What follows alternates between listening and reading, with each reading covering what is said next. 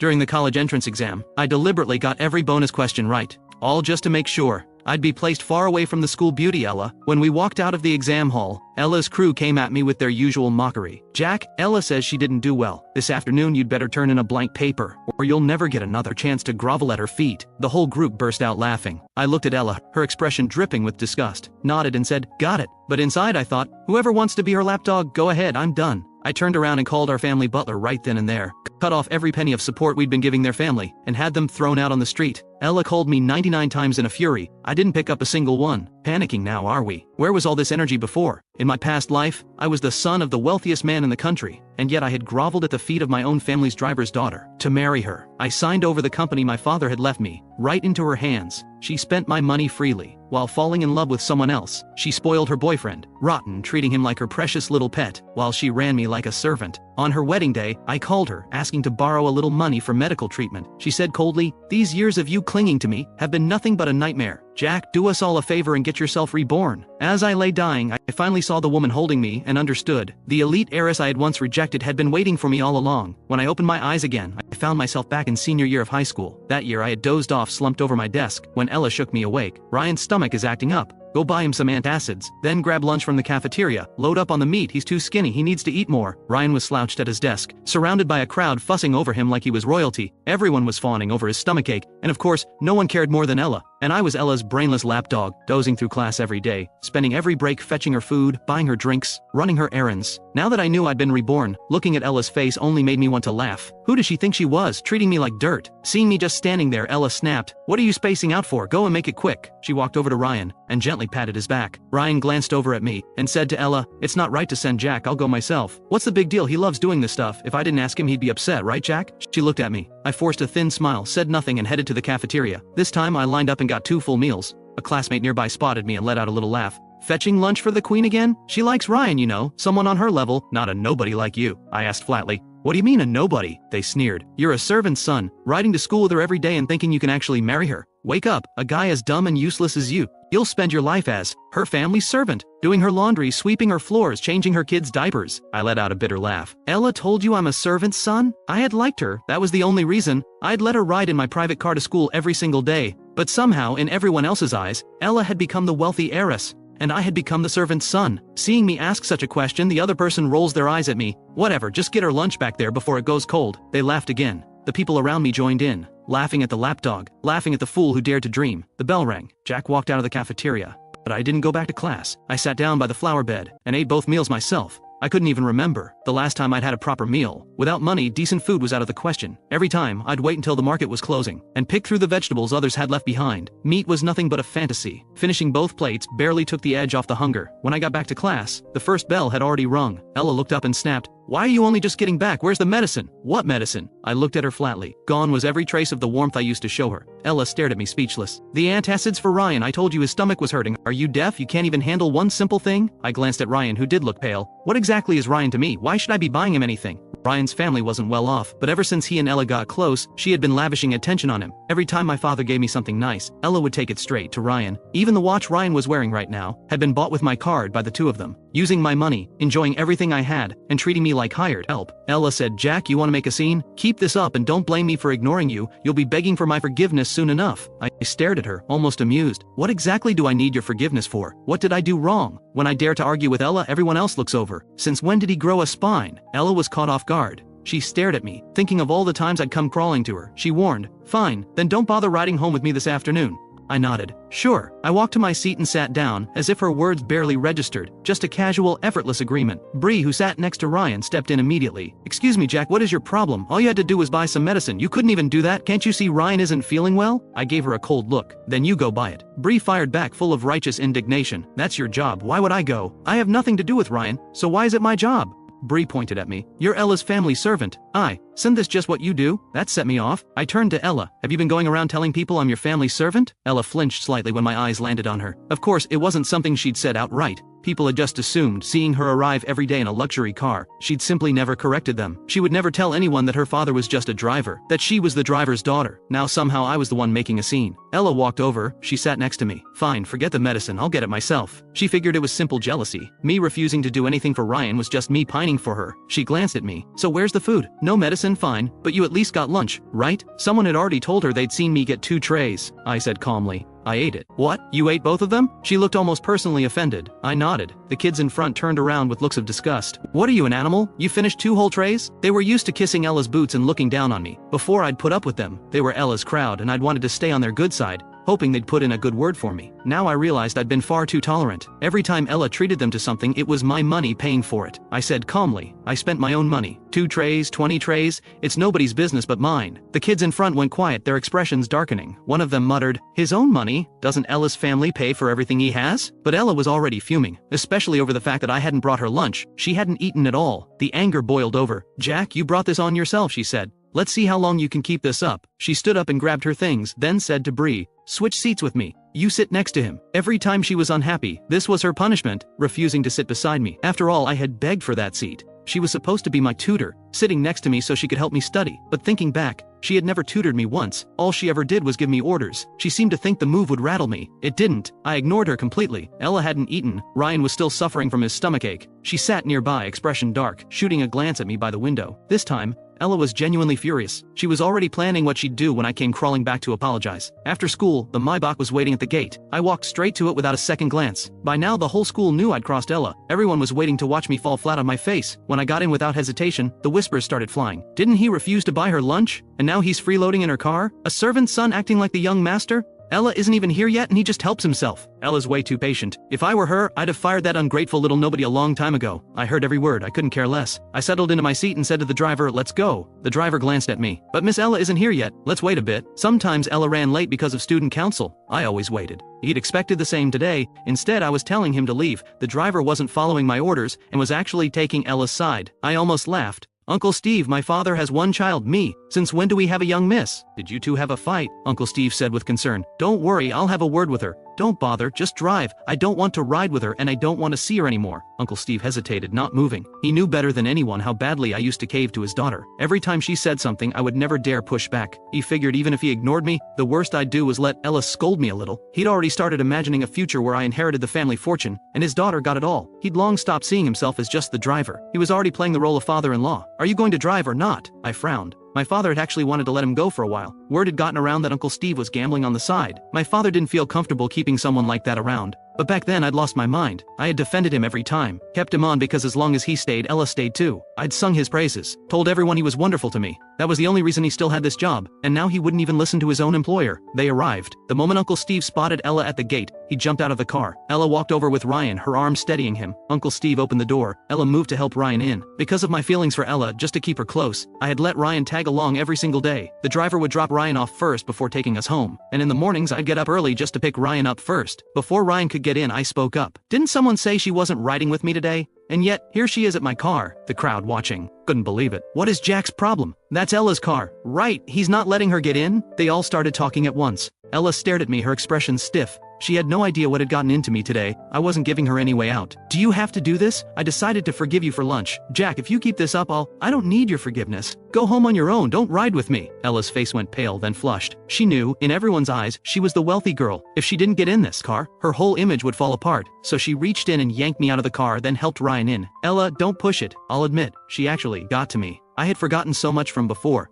But seeing her face now, I genuinely couldn't understand how I had ever put up with her, or thought she was someone worth loving. Ella ignored me entirely. She wasn't interested in reasoning. She turned to her father. Drive. Uncle Steve drove away, and I was left standing on the sidewalk. The crowd watching couldn't hold it together. They burst out laughing. Serves him right. That's what you get for being so unreasonable. I pulled out my phone. This phone was one Ella had bought herself, a cheap Nokia, a few $100 at most. To impress her, I had given her the brand new iPhone my father got me for my birthday and taken this piece of junk in return. Back then, I thought it was a way to protect her pride. Now, staring at this sad excuse for a phone, I almost laughed. But I called my father. A moment later, the Maybach came back around. It pulled up to the gate. Uncle Steve got out looking uncomfortable. Young master, he'd clearly just gotten an earful. Get them out. I'm not sharing a ride with them. Uncle Steve turned to the car. Ella was already helping Ryan out. Both of them caught off guard. Ryan looked shaken. Jack, if you have a problem with me, fine. But you don't have to go after Ella. She's always been good to you. Ella stopped him with a hand. Don't bother. Once they were both out, I got in. Before we pulled away, I rolled down the window, smiled, and gave Ella a little wave. Bye. Uncle Steve caught my eye in the rearview mirror, clearly not expecting me to go this far. Young master, he started carefully. Arguments happen.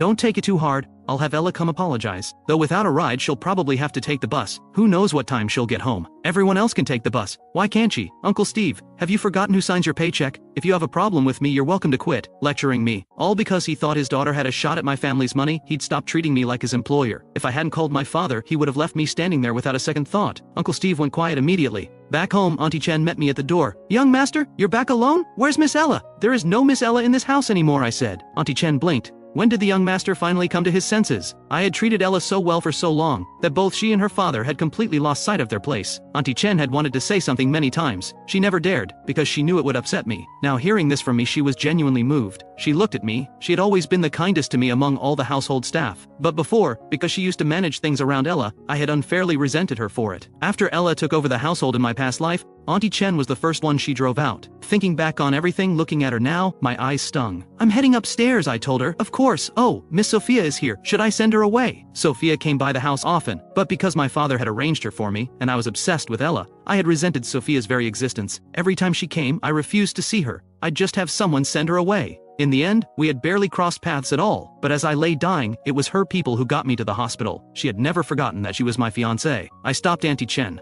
I'll see her. Where is she? In the backyard playing with Snowball. I walked out to the backyard and found Sophia feeding Snowball. I had wanted that dog myself, but Ella said she didn't like dogs, so I had stopped going near him. Yet here was Sophia, completely at ease with Snowball. She was in her school's blue uniform, the most ordinary thing in the world, and somehow she made it look stunning. Thinking of what I had heard about her before I died, a woman with everything, who had spent all those years alone, my eyes went red. Sophia finished petting Snowball, and looked up. I was standing at the doorway. She hadn't heard me come.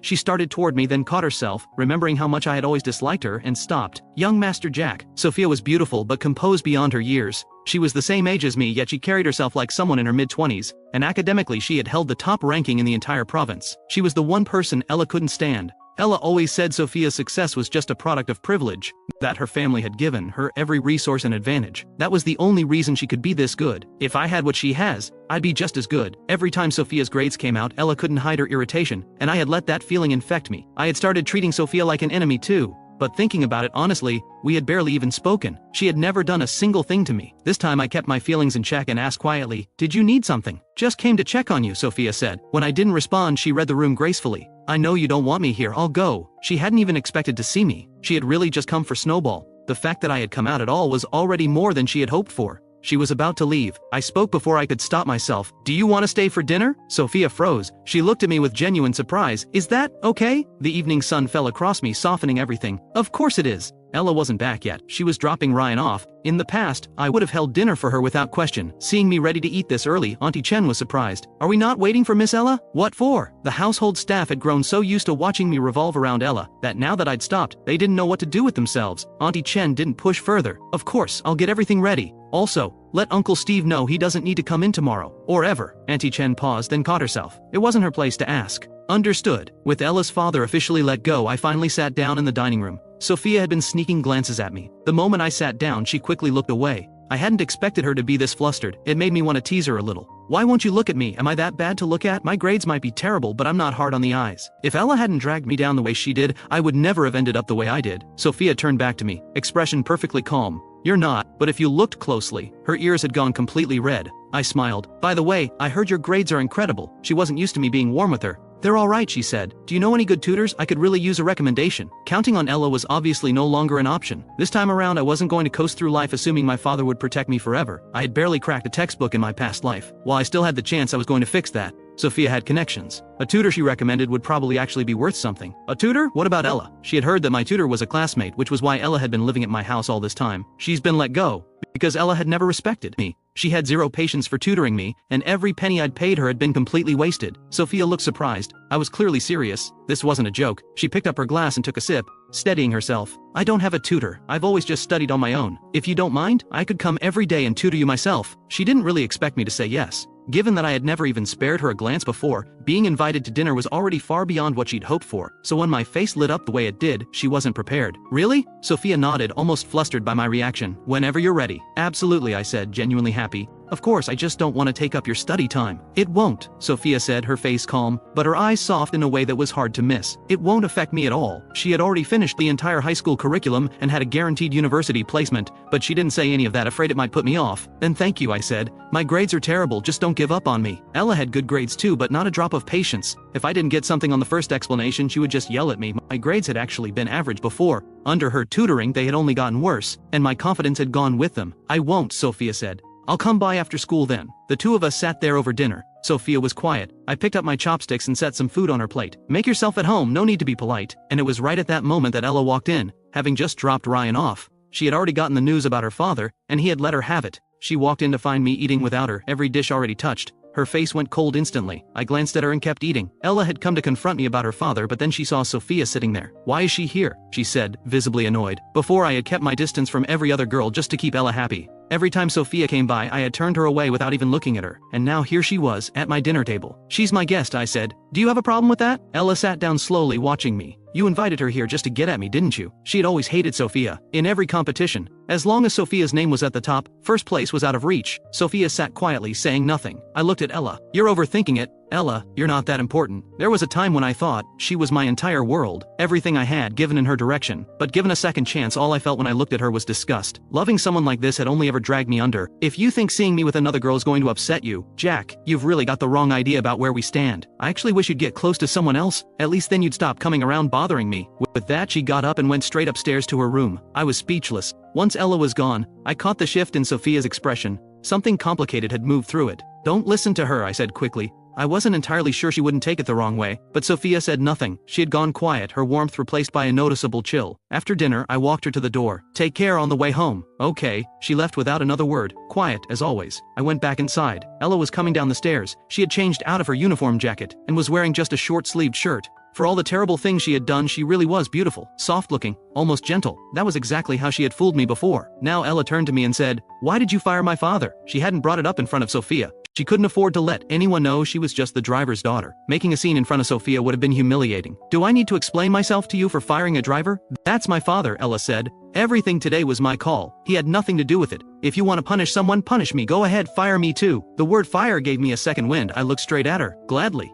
What did you just say? Ella stared at me. You've always thought I was stupid, haven't you? Fine, it's over. Pack your things and move out. I'll find a different tutor. Ever since you started tutoring me, my grades have only gotten worse. Frankly, you're not worth what I've been paying you. Ella thought I was bluffing. She couldn't believe I was actually going through with it. Your grades are bad because you can't keep up. I explained the same problem to Ryan once and he gets it immediately. And you? You're hopeless. That's on me for even trying. It's the same even if you switch to another teacher. No one can teach you more. The problem is you. She was still putting this on me. Get out of my house, Jack. Ella's brow furrowed. You're still a student. Focus on your studies. All you ever think about is chasing after me. No wonder your grades are a disaster. What are you even talking about? Ella let out a cold laugh. These little games of yours, you're just jealous that Ryan and I are close. You feel bad just because I don't want to be in a relationship with you. I just want to focus on school and get into a good university. Unlike you, even if you never studied a day in your life, your family's money would take care of everything. So don't expect anything from me. I stared at her. For a moment I was genuinely stunned. Then it hit me. Who said anything about being together? Ella, where does this confidence come from? Do you actually think I want to be with you? Without me, you are nothing. Ella just thought I was being stubborn.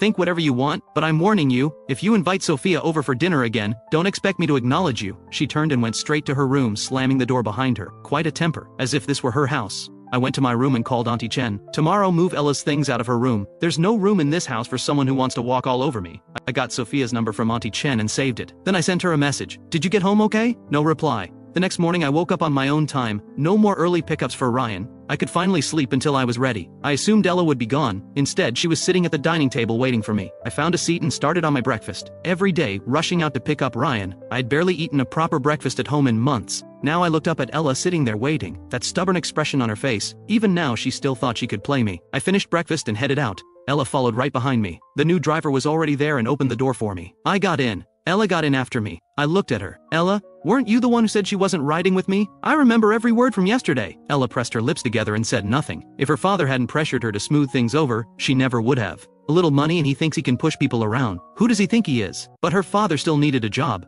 I didn't waste any more time on her. Just told the driver to take us to school. I stepped out. Ella followed. We used to always arrive with Ryan. Today he had taken the bus. Seeing Ella, he jogged over. His eyes landed on me. Yesterday's scene had confused him. A servant's son, acting like that toward Ella? Seeing us arrive together, he asked, "You two made up?" I didn't bother with either of them. I walked straight inside. Ella watched me go, frowning as I didn't even pause for her. "There's nothing worth arguing about with him," she said to Ryan. Ryan shook his head. "Either way, letting a servant's son treat you like that, you're too patient." "People are talking, Ella. They're saying Jack is the real young master." "Ignore them," Ella said. "My father and Jack have a good relationship. He asked me to look out for Jack. I can't just abandon him." That made sense. If it was for her father's sake. Ryan relaxed slightly. I got to class. Bree was already there, blocking my seat. "Move," I said. Bree looked up at me. "You've got some nerve. Yesterday you just left Ella and Ryan stranded at the gate and had the driver take off." I looked at her and laughed softly. "My car, my right. Who are you again?" My confidence caught everyone off guard. "Are you saying that Maybach is yours?" "What else would it be?" I said flatly. Bree let out a short laugh. "Please, we all know exactly who you are, Jack. You think you can play the young master here? Really? Word is that driver is your dad. Your whole family works for the Jungs. Ella's just too kind to make a fuss. Otherwise she'd have thrown you out ages ago. Don't push your luck." Bree was close with Ryan, who was always around Ella. When she said it like that, people believed her. Ella and Ryan appeared at the classroom door. Ella's expression was tight. Because what Bree had just said wasn't really an attack on me, it was an attack on her. She walked over to Bree. "Get back to your seat." Bree shot Ella a reluctant look, clearly sensing her displeasure, and moved her things. Ella sat down next to me again. I didn't react. Her movements meant nothing to me anymore. She was the teacher's favorite and well-liked by everyone. No one would question her changing seats. Bree settled in next to Ryan, still sulking. She said to Ryan, "What is Ella doing? Jack has been walking all over her and she's still protecting him. He's literally living at her place now. Her father asked her to look after him," Ryan said. "That's all there is to it. Don't read into it." "Oh," Bree said. "That explains it. He actually claimed that car was his." Ella's phone is obviously expensive, and the gifts she gives Ryan aren't cheap either, but Jack's phone looks just like mine, and he wants to play rich boy? Who's going to believe that? I checked my phone quietly. Sophia had finally replied, one word, "Yeah, ice cold." Yesterday she had been warm and easy to talk to. Then she left and turned distant, and she'd only just replied to a message I sent last night. Ella was sitting right beside me and caught a glimpse of my screen. The contact name, Sophia. She frowned. Nothing obvious had changed, yet from yesterday onward I felt like a completely different person. I take out my phone and send a message to Sophia. "Still coming this afternoon for tutoring?" Her reply came quickly, one word, "Yes." Good enough. I put my phone away. I threw myself into class, the focus I had never had before. At lunch Ryan came over to get Ella. She glanced at me automatically. "Aren't you going to eat?" My focus today had clearly confused her. No dozing off, and now I was still carefully organizing my notes after the bell. Once my head had been full of nothing but her. Even I have moments when I study seriously. Seeing that I'm still busy after class, Ella can't help but ask curiously. I acted like I hadn't heard a word, ignoring her directly. Ryan glanced at Ella. "If he's not going, let's just go. We can bring something back for him." "Don't bother," I said. Ryan was a good person. At least that was how everyone saw him. Even when others mocked me behind my back, Ryan stayed decent. But I didn't want to owe anyone anything. I gathered my things neatly and stood up, but went my own way. Ryan fell in beside Ella. "What's going on with him? He's completely ignoring you. What did you do?" Ella was just as confused. She wanted to figure it out too. Normally, no matter how cold she was, I would always come crawling back like a needy little dog. But from yesterday onward she hadn't done anything different, and yet here I was. She couldn't figure it out. Ryan said, "By the way, are you inviting him to your birthday party this weekend?" This weekend was Ella's birthday. Last year she had celebrated at the Imperial View Hotel. I had booked everything, organized every detail, and let her invite whoever she wanted from school. One night, hundreds of thousands spent. Every classmate who attended had raved about it. Being invited to Ella's birthday party was considered an honor. This year was no different. I had taken care of everything days in advance. If I hadn't said what I said about firing her, Ella wouldn't have given it a second thought. But after yesterday, and now today's coldness, she couldn't help but worry. If I didn't show up, could she even have the party? She watched me walk away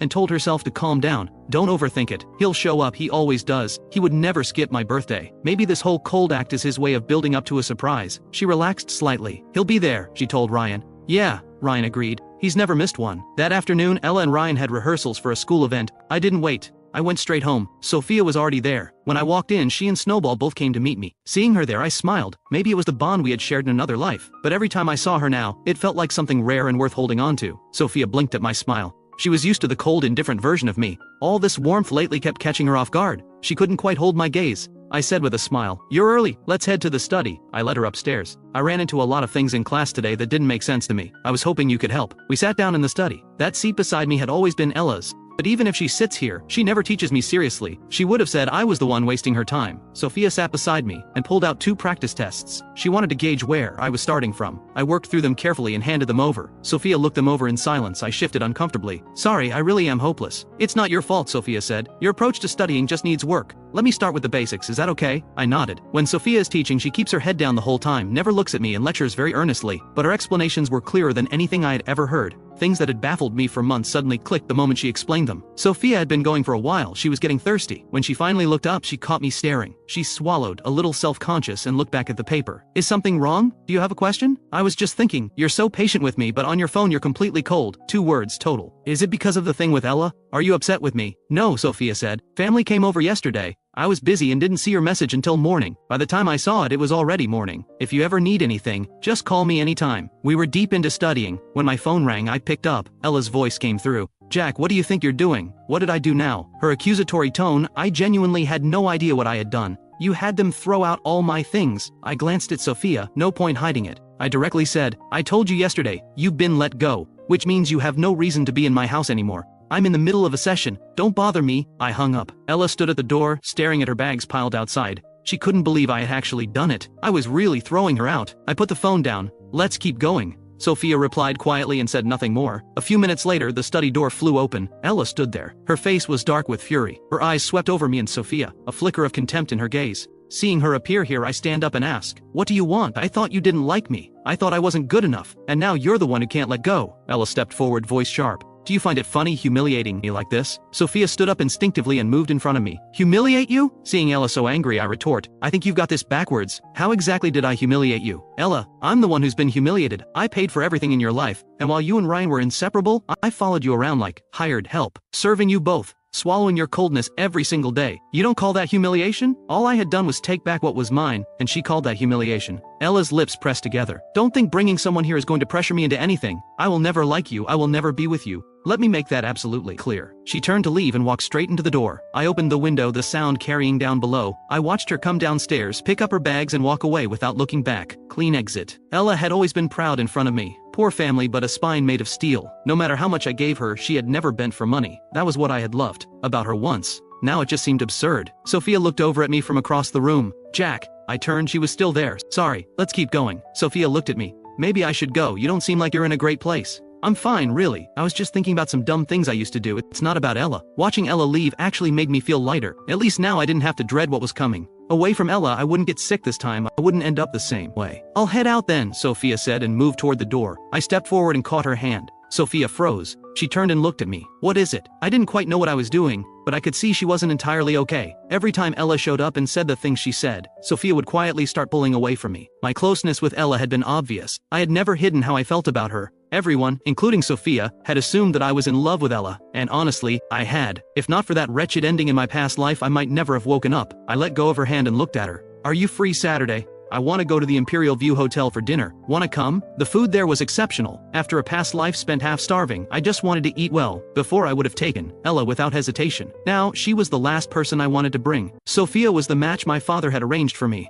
As long as I didn't ruin it, she would probably become my wife after graduation. I used to resent my father for making the arrangement without asking me, but looking at it now, she was every bit as beautiful as Ella, and on top of that she had a far better family. She chose me. If anything, I was the lucky one. You're not going with her? Sophia said. She meant Ella. So you want me to be with her? I asked. You want me to go back to avoiding you? Of course not, Sophia said without hesitation. Then it's settled. See you Saturday. Saturday afternoon. I arrived a little late. At the entrance I spotted plenty of familiar faces, all dressed up and looking their best. Bree caught sight of me first and let out a laugh. Jack, you actually showed your face here. I frowned. Why can't I come? The owner here is a close friend of my father's. I'm a very important person. I come whenever I want. Give me one reason I shouldn't be here. Bree snorted. Ella hasn't given you the time of day all week, and now you're showing up to her birthday party? The nerve? Ella's birthday. Right, that was today. I had been so focused on studying lately that it had completely slipped my mind. If they hadn't mentioned it, I might not have remembered it all. I had already made arrangements with the hotel. This was Ella's 18th birthday. Last year I had thrown her an enormous celebration here. Everyone had talked about it for weeks, but it was also on that day that I found out about Ella and Ryan. I had confronted her, and she had been completely unapologetic. Ryan and I like each other, why shouldn't we be together? Jack, can you stop sticking your nose in my life? I'd stopped talking to her in a rage. We were at a standoff for 2 whole days, and then I had broken first and apologized. From that birthday onward, the two of them had gotten bolder, right in front of my face. Eventually I'd begged her to be with me, and to get her to marry me. I had even gone so far as to sign away the company my father had left me. What a fool, standing here now watching the crowd enjoy themselves. I had no interest in any of them. All of this had been arranged by me. All of it charged to me. And now that I'd cut Ella off, she had still brought everyone here to spend freely. I was genuinely curious how she planned to handle the bill. I ignored the jeers and walked straight to the elevator. My table with Sophia was already reserved. I wondered if she had arrived. The elevator opened. Ella was right there, deep in conversation with Ryan, until she saw me. Her eyes locked onto me immediately. She smiled. I knew you'd show up, and here you are. She walked toward me with a trace of smugness. Didn't you say you weren't coming? Don't think showing up means I've forgiven you. I'm still angry, Jack. Every time. She used her anger like a leash. I looked at her, the corner, my mouth lifting. Did you need something? Aren't you here for my birthday? Ella said. Why would I be here for your birthday? You didn't even invite me. You've got a whole crowd of people. You won't miss one. What is that supposed to? Ella stared at me, irritated. Still playing games, she thought. Picking a fight on her birthday just to get under her skin. Just then, the restaurant manager walked over. Young Master Jack. I asked about Sophia. The manager nodded. She's already here. Please take me to her. The manager turned to lead the way. Ella followed right behind me. Jack, are you done with this? Seeing that I'm still going to look for Sophia, it's just that she's too good-tempered.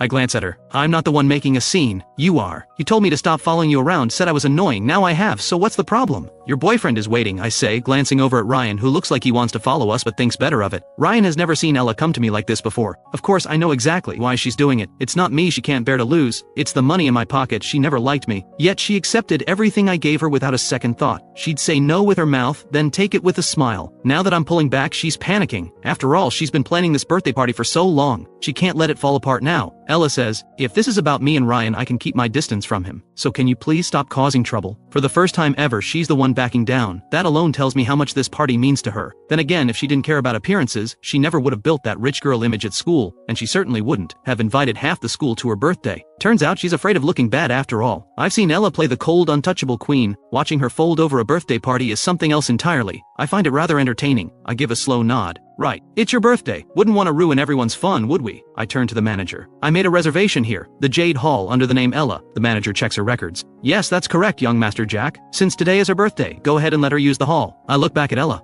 That works for you? Ella breathes a sigh of relief when she sees I've softened my stance. She looks at me and says, so this was all just to break me and Ryan up. You can't stand seeing us together. You're overthinking it. I don't care who you're with. Ella, give it time. You'll understand. Without me, you're nothing. The manager stands quietly to the side. My words strip Ella of every shred of dignity. I'm done with you, she snaps and walks away without looking back. The manager glances at me. I'll have the Jade Hall prepared right away. I nod. One thing, nobody leaves until she settles the bill herself. Not a single person. Understood, young Master Jack. Once everything is in order, I go find Sophia. Ella makes her way back to Ryan. Ryan sees her dark expression. How'd it go? What did you two talk about? Nothing worth mentioning, Ella says. She glances at Ryan, steady, gentle, attentive as always, as if she'd ever break up with Ryan for Jack's sake. Dream on. Once this party is over, she's cutting Jack off completely. Not even a polite smile. Sophia isn't in her school uniform today. She's wearing a dress. The style is simple, but on her it carries an effortless elegance. When I walk in, she's absorbed in the menu. She hears me and looks up, our eyes meeting. I smile. Been waiting long? No, I just got here too. Sophia studies me for a moment. I'm in a plain tee today, bright and easy looking, though I'm on the thin side. I slide naturally into the seat beside her. Sophia didn't expect me to sit so close. She stiffened slightly. There are plenty of other seats. I don't notice her discomfort. Have you ordered yet? Not yet, still looking. Let me see. I lean over, reading the menu right alongside her. Sophia can't focus on the menu anymore. Her attention keeps drifting to me. Whatever shampoo I use, it smells good, clean and fresh, not overwhelming at all. I'm in the mood for something bold and heavy. It's the kind of thing that makes you feel alive. Those days of illness, never enough food, never warm enough, never able to sleep, those days were pure torment. Even now, reborn, I sometimes dream I'm back in that life. The food is fiery. I fan my mouth with my hand. I reach for the watermelon juice and take a sip. Sophia asks, do you like spicy food? It's fine. I look up at her. You? I do too, she says, playing along. She picks up her chopsticks and helps herself. We're in a private room, a server standing quietly nearby. A short while later, the owner of the Imperial View Hotel walks in. His name is Miles. I greet him politely. Uncle Miles. Miles looks at me with a smile. Jack, you're here too. The way he says it tells me he didn't come for me. Sure enough, he heads straight for Sophia. Miss Sophia, he says respectfully. Welcome to our hotel. Please don't hesitate to let me know if anything falls short. He knows who Sophia is because of his close ties with my father. Most people have no idea who she really is. No one knows the Sophia family's youngest daughter from the capital is quietly living here in this city. Sophia gives a brief acknowledgement and goes back to eating. She's so cold. I always thought she was warm. Seeing her now, I realize Sophia just doesn't like talking to people. Miles stands there a moment, pours her water himself. She says nothing. A keep your distance energy fills the entire room. Finally, Miles reads the room and says, I'll leave you to enjoy your meal. Take your time. Uncle Miles, wait, I stop him. At the sound of this voice he stops walking, then he turns back. Young Master Jack, is there something you need? His smile is warm and genuine. The kind of person you can't help but like. It's why I've always had a good impression of him. But if my memory serves me right, in my previous life, the Imperial View Hotel caught fire just 3 days after Ella's birthday party. The kitchen fire suppression system was inadequate, and when the fire broke out, the extinguishers were completely useless. The fire even claimed lives. The Imperial View had been the finest hotel in the city. After that, it never recovered. Word was that Miles fell gravely ill from the blow. I look at him and ask, is your hotel's fire safety system in good shape? Miles looks at me, caught off guard. That's an unexpected question, young Master Jack. Just a feeling. Might be worth having someone take a proper look, especially the kitchen. Rest assured, Miles says. Our fire safety is top-notch. We take full responsibility for our guests. I hold his gaze. Uncle Miles, why not go check yourself? My persistence draws a flicker of displeasure across his face. He fixes me with a look. What exactly are you implying, young Master Jack? You don't trust my word? Your father and I are old friends. He knows exactly what kind of man I am. I run an honest business. This feels like a personal slight. I'm close in age to his son. In his eyes, I'm just a kid who doesn't know better. Sophia speaks. If he says so, it wouldn't hurt to take a look. Since Miles walked in, she hasn't said a single word to him. She gives brief answers when he speaks to her, and yet even now those few words carry weight. Miles respects her enough to comply. Alright, I'll go right now. Sophia is utterly composed, and her background speaks for itself. She's close to my age, yet somehow her words carry a weight mine simply don't. After Miles leaves, I look at Sophia in surprise. Why did you help me? I ask because I know what's coming, but from Sophia's perspective she should have no reason to believe any of it. Sophia looks at me. You spoke up. Of course I'd back you. What if I was just making it up? So what? Sophia says. Even if it's nothing, all it costs him is a walk to the kitchen. She says it all so calmly. But watching her, I feel something warm rise inside me, like being truly believed by someone. I think back to the day of my diagnosis. No one wanted to believe I was a victim. They all said it was my own recklessness. If I had been reckless, I'd have accepted it. Everyone pointed fingers. Everyone looked at me with disgust. In time, even I started to hate myself. But it was Ella who had arranged it. Someone had deliberately used a contaminated needle on me at her instruction, all so she could have an excuse to refuse the marriage.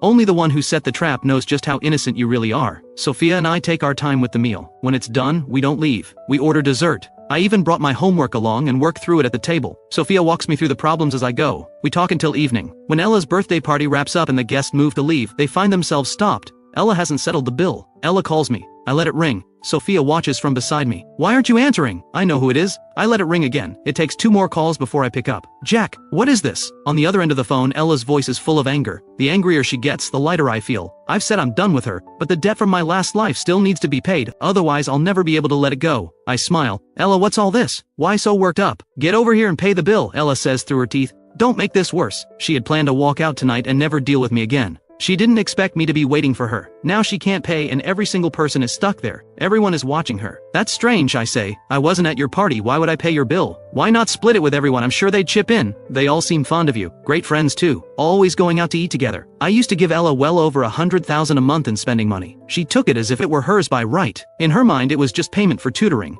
All perfectly fair. She was generous with it too, always treating people to meals. Everyone thought she was loaded and flocked to her accordingly, but every coin of it was mine. Ella says, Jack, does it really have to be like this? What do you want from me? Just tell me what it takes for you to come pay. Well, I say, if you're asking someone for a favor, you ought to sound like it, don't you think? I hear her exhale sharply on the other end. I'm not her lapdog anymore. Of course she's furious. I smile. Not willing? Alright then, I'm hanging up. Please. Ella grits the word out, knuckles tight around her phone. The hotel staff has them all held at the door. There's no way out. I hang up and get to my feet. I'll be right back, I tell Sophia. I make my way to the Jade Hall. The classmates from the party are all still inside. None of them have been able to leave. Every pair of eyes is on Ella, waiting for her to pay. The atmosphere is painfully awkward. Ella has nowhere to go. She stands there under everyone's gaze, with no way out. The moment I walk in, the manager approaches. Young Master Jack, she says politely. I look around at the crowd, all dressed up and looking their best. This afternoon they look down at me. Now that same crowd can't even afford to walk out the door. Nothing more humbling than being trapped with an unpaid bill. I smile. What's going on? Isn't this supposed to be a birthday party? Nobody looks very happy. I take a deliberate look at Ella. Her expression is darker than anyone else's. Ryan stands off to the side, clearly unsure what's going on. The manager explains, Miss Ella hasn't settled the bill. I simply ask that everyone remain until it's taken care of. I wave a hand. Is that all? No need to make a whole thing of it. These are my classmates, I'll cover the bill tonight. I hand my card to the manager. She takes it and processes the payment. The looks people give me shift, complicated, uncertain. Ella is the one having the birthday party, and yet Jack is the one paying. What exactly is going on? Can't she pay for her own party? Ella feels her face burn. She stares at me. No wonder he came so willingly. This was his plan all along, to humiliate her, to let everyone see that she's broke, that she depends on him for money. He could have quietly settled it without a word. Instead, he makes a show of it, swiping the card right in front of everyone. This guy has completely lost it. A moment later, the manager returns, handing me back the card along with the receipt. "Done, young Master Jack, here's the bill." I glance at the total, then I read it aloud, deliberately. 860,000. Happy birthday, Ella. Since it's your special day, I'll cover this one, but there won't be a next time. I glance over at Ryan. He's standing right beside me and the color has drained from his face. Wait, all of Ella's money came from Jack? Wasn't she supposed to be from a wealthy family? The scene unfolding before them is a slap in the face for everyone present. Bree steps forward and faces me. "Jack, what kind of joke is this? Just because Ella's money passes through your hands doesn't make it yours. You're just the housekeeper's kid holding it for her. What exactly are you so smug about? Your family lets the help manage your money?" I look at Bree and smile. "Since you brought it up, I'm not the housekeeper's son. Let me set the record straight, I'm not. Her father was my family's driver. He left me stranded at the school gate to drive Ella and Ryan instead. He's been dismissed. If you don't believe me, ask Ella yourself." I turn to look at her. "What do you say, Ella?" She glares at me, eyes full of bitter resignation. She has never, not once in her life, no matter how hard things got, been made to feel this humiliated. And now everyone is watching her fall apart. But she can't say a word, because there's a real chance he takes his money back and leaves her stranded. She ignores me and walks out. Ryan watches it all, then follows her out. The whole scene is unbearable, but he has no choice. What he hadn't expected, though, was that she's the driver's daughter. Then why had she been pretending to come from money all this time? Once they're both gone, I glance around at everyone still in the room. "Nothing more to see here. You're all free to go. Take care on the way home. It's getting late." One by one they file out of the Jade Hall. I watch them go, then step out myself. The manager walks me toward the exit.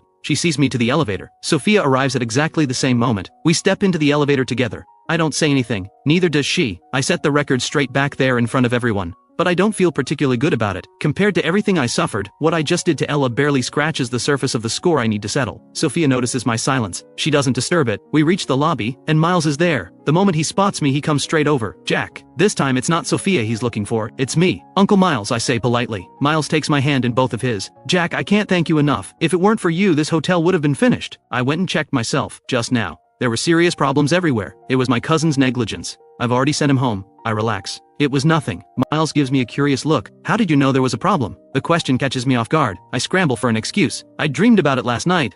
Miles bursts out laughing. "All right, I won't pry. Oh, I've had some gifts prepared for you both." He signals to an assistant who brings them over, 2 small gift bags. "Thank you, if you ever need anything just say the word." He means every word of it. Miles sees us to the door. Sophia's car is already waiting. I settle into the seat and look out the window. The streets are quiet at this hour. A fair number of cars still on the road though, light traffic. I remember how we usually talk so much, but tonight neither of us says a word. Sophia doesn't push me, but she's thinking about how I somehow knew about the fire hazard at the Imperial View. By any logic, I shouldn't know more about his hotel than he does. She's also heard what happened in the Jade Hall. Today is Ella's birthday, and yet Jack spent it with her, not Ella. That alone is something. But then he deliberately humiliated Ella in front of everyone. He really is done with her. So then why does he look so hollow right now? The truth is, the sadness only lasts a moment. I know I've been given a second chance. Everything can still be changed. As long as I don't repeat the same mistakes, there's still time. Studying hard every day lately, it's genuinely exhausting. I feel like I could sleep forever. Right now I'm barely keeping my eyes open. Before long I drift sideways and fall asleep against Sophia's shoulder. Sophia freezes. By the time they reach my home, Sophia's arm has gone slightly numb. She hasn't dared shift position, afraid of waking me. She's held still the entire way. "Miss, we've arrived." Sophia glances out the window, then her gaze falls on my face, pale, peaceful. She hesitates over whether to wake me. The driver has already stepped out and is waiting by the door. Sophia still doesn't wake me. I feel the car stop and open my eyes, glancing out the window. When it registers that I'm home, I slowly look over at Sophia. She's sitting perfectly still, not quite meeting my eyes. I roll my neck gently, a little stiff, and sit up straight. "We're here." Sophia gives a small nod. "Then why didn't you wake me? You look like you needed it." She says it the same way she says everything, face perfectly neutral. I look at her and notice the tips of her ears are red. She's always struck me as someone reserved, but I didn't expect this level of innocence. "Sophia." She hears her name and meets my eyes. "Are you afraid of me?" "No." "Then why do you avoid looking at me? When we're together, you act like I bother you." Sophia gives a quiet cough. "I'm just not used to being this close to someone. You're the first." I can't help laughing. "Then why didn't you ask me to move?" Something in my words seems to prompt her, as if to prove she's the one in control, and she asks, "Why did you and Ella fall out? I thought you liked her." The question catches me off guard. I stare at the empty street ahead. I just realized I don't. A beat. "What?" "Nothing, I'm heading in." I step out of the car. At that moment the front gate slowly swings open. My father Owen appears in the doorway. The moment I see him, something inside me lights up. Dad, you're finally home. Dad is always busy with work. Most of the time I'm alone in that house. There are plenty of staff but few who can actually keep me in line. That was one thing, but even my father spoiled me too much, always putting my happiness first. Being spoiled by him, those were my most carefree days. In my previous life my father told me to stop chasing after Ella. I wouldn't listen. Seeing him now, all I feel is warmth. Standing before him, a long-buried ache rises to the surface. I throw myself into his arms. The tears come before I can stop them. Maybe it's only in front of the people closest to you that you let yourself break. Dad had been ready to play the stern father when I came home so late.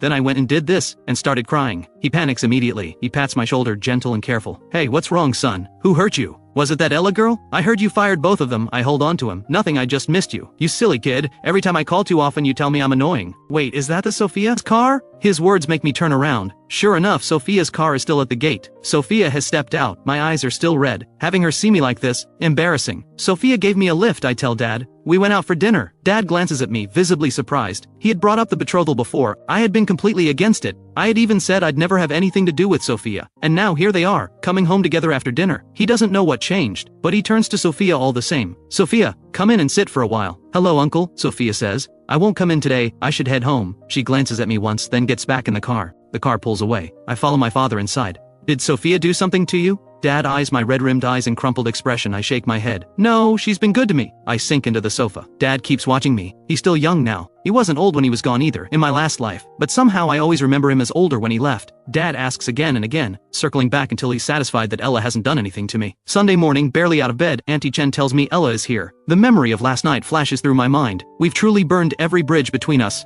Ella should know by now. I'm not going to indulge her anymore. And yet here she is. I come downstairs to find it's not just Ella. Her father is here too. Uncle Steve is seated on the sofa speaking to my father. Mr. Owen, it's all Ella's fault. She doesn't know how to behave. I've given her a good talking to. She won't give Jack any more trouble. My father's brow creases. And since when do you address my son by name? Dad has never liked either of them. The only reason he's tolerated them this long is fear of pushing me away. Uncle Steve realizes his mistake and scrambles to apologize. Young Master Jack, of course. The moment he sees me on the stairs, his eyes snap toward me. Good morning, young Master Jack. I've brought Ella here today to offer her apologies. I look over at Ella. She's seated there, expression dark, saying nothing. Apologies? I don't believe that for a second. Her face couldn't make her resentment any clearer. She's still fuming over last night. There is no way she's here to apologize. Uncle Steve, what are you talking about? I say. Ella hasn't done anything to me, no apology needed. But I heard you let her go. When he himself was fired, he hadn't been half this anxious. His monthly wage wasn't much, and the hours were long. But Ella was different. She barely had to tutor me, and the money she received was substantial. And who knew, maybe one day the entire Jiang family fortune would have ended up hers. Now that things have fallen apart, of course he can't accept it. Over the years she tutored me. My grades only got worse. Besides,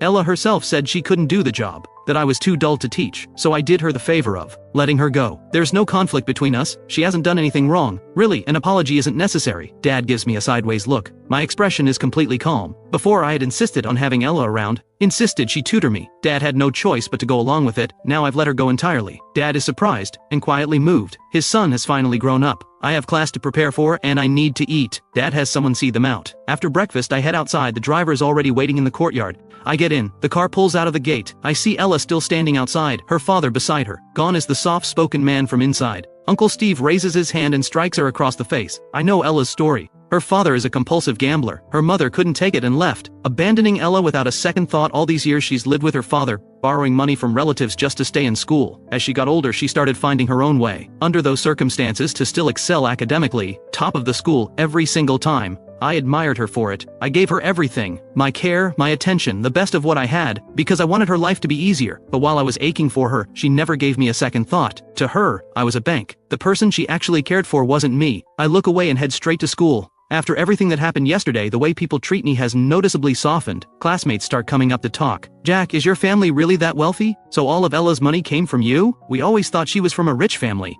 You all know now, don't you? Young Master Jack, what about me? I promise I'm way more agreeable than Ella. I look at the girl in front of me. A laugh escapes before I can stop it. Just then, Ella walks in. She catches the girl's words and lets out a cold laugh. Dream on. He'd have to actually want you first. He's already got his eye on someone new. Get in line. New target? Everyone turns at Ella's words. Someone new? Who could possibly top Ella? Is there even anyone at this school who comes close? Hard to imagine. She may no longer have the rich girl image, but Ella's academic record is exceptional, and she's undeniably beautiful. Everyone agrees she's going places. Ella doesn't bother answering the crowd. she just turns her gaze to me. You spent all this time as my lapdog. Just because I wouldn't date you, you turned on me like this? Jack, no matter what you do, I will never like you. You're a poor student who thinks family money buys him the world. You're not even worth a fraction of Ryan. Ella's words remind everyone of my academic record. Dead last in the rankings. Not only was I her lapdog, I'm a complete deadweight too. Before I can respond, Ella brings up last night's party. You were the one who pushed me to invite everyone. I didn't even want to go. And then you deliberately humiliated everyone there. Is that what money means to you? Something to toy with people's dignity? And don't twist the facts. Don't go around saying you were supporting me. That money was payment for tutoring, nothing more. I won't take another cent from you, but don't expect any help from me either. With that, Ella switches seats without another glance in my direction. Every part of her posture says she wants nothing to do with me. There she goes again, rebuilding the cool, untouchable scholar image. Classic Ella. I haven't forgotten the way she came to me last night asking for help. When I saw her father hit her this morning, I felt a flicker of pity. Now I think he didn't hit her hard enough.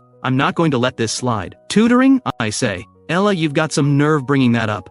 From the moment you started tutoring me, what exactly did you do besides spend my money? I finished last in class every single month. That's your tutoring at work. Ella's expression doesn't budge. I told you from the start, you're too slow to teach. That's hardly my problem. With all your money, Jack, maybe buy yourself a new brain. The class erupts in laughter. I watch her stand there so certain of herself and say, are you sure it was me who was slow, and not your teaching? Ella thinks of Sophia. She knows Sophia has been tutoring me. She gives a short scoff. Fine then, let's settle this. Show me your results at the next monthly exam. You don't even need to do much. Just move up 100 places in the rankings. And I'll admit the fault was mine. She wants to see if Sophia can pull off a miracle. Because in her mind, my brain simply doesn't work. Deal, I say, holding her gaze. She only asked for 100 places. She didn't even aim higher. That says everything about how little she thinks of me. Ella turns to the class. You all heard it, he agreed. If he moves up 100 places at the next exam, I'll run 10 kilometers as my penalty. A ripple of excitement runs through the room. Everyone's eyes are on Ella. Bree looks over at me. If the school beauty is running 10 kilometers, shouldn't you run 10 too if you lose? Though Jack, can you even finish 10 kilometers? If you're scared, just admit it now. I look at them and say, sure, 100 places isn't much of a challenge. The truth is, Sophia's way of explaining things just clicks for me. These past few days I felt myself improving in a real way, so I agree without hesitation. A clear goal is exactly the kind of pressure I need. Ella sees me nod and bites back a laugh. Idiot, she mutters, and sits back down.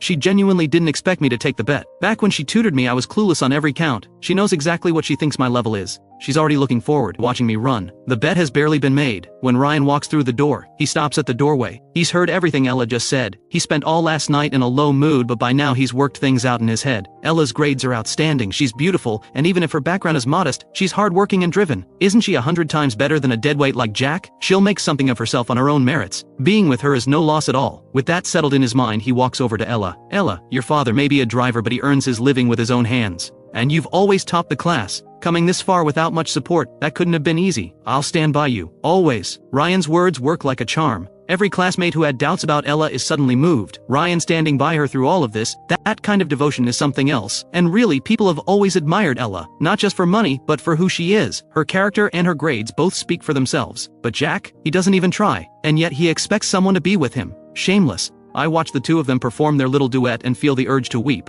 For the sheer drama of it all, truly touching. These two deserve each other. Lock it in. I have only myself to blame for ever getting involved. After Ella's little speech, everyone's decided I'm a complete deadweight. I'd barely shaken off the lapdog label and the housekeeper's son rumor. Now they're keeping their distance again because of my grades. But honestly, I don't care much. Compared to the loneliness and helplessness of my last life, this is nothing. At least I have my family's wealth and parents who love me. I focus on studying and don't bother with the rest of them. After school, Dad drives up with Mom to pick me up. They're both in their 40s now, but they were the most striking pair at their school back in the day, and even now they carry themselves with quiet elegance. Mom steps out of the car, and the moment she spots me, she pulls me into a warm embrace. Then she thoughtfully holds the door open for me. Ella and Ryan have just walked out of school when they see the whole thing. The classmates with them spot me getting into a car with an older woman. Curiosity stirs. Could that be Jack's new person? Ella had mentioned it just this morning. She has to be in her 40s. What's her connection to Jack? The speculation starts immediately. So that's how he has money. He's being kept by an older woman. And here we thought he was something special. No wonder Ella won't touch him. I wouldn't either. At his age, disgusting. Ella hears them talking and doesn't bother correcting anyone. Ryan glances at Ella. Her silence feels like confirmation.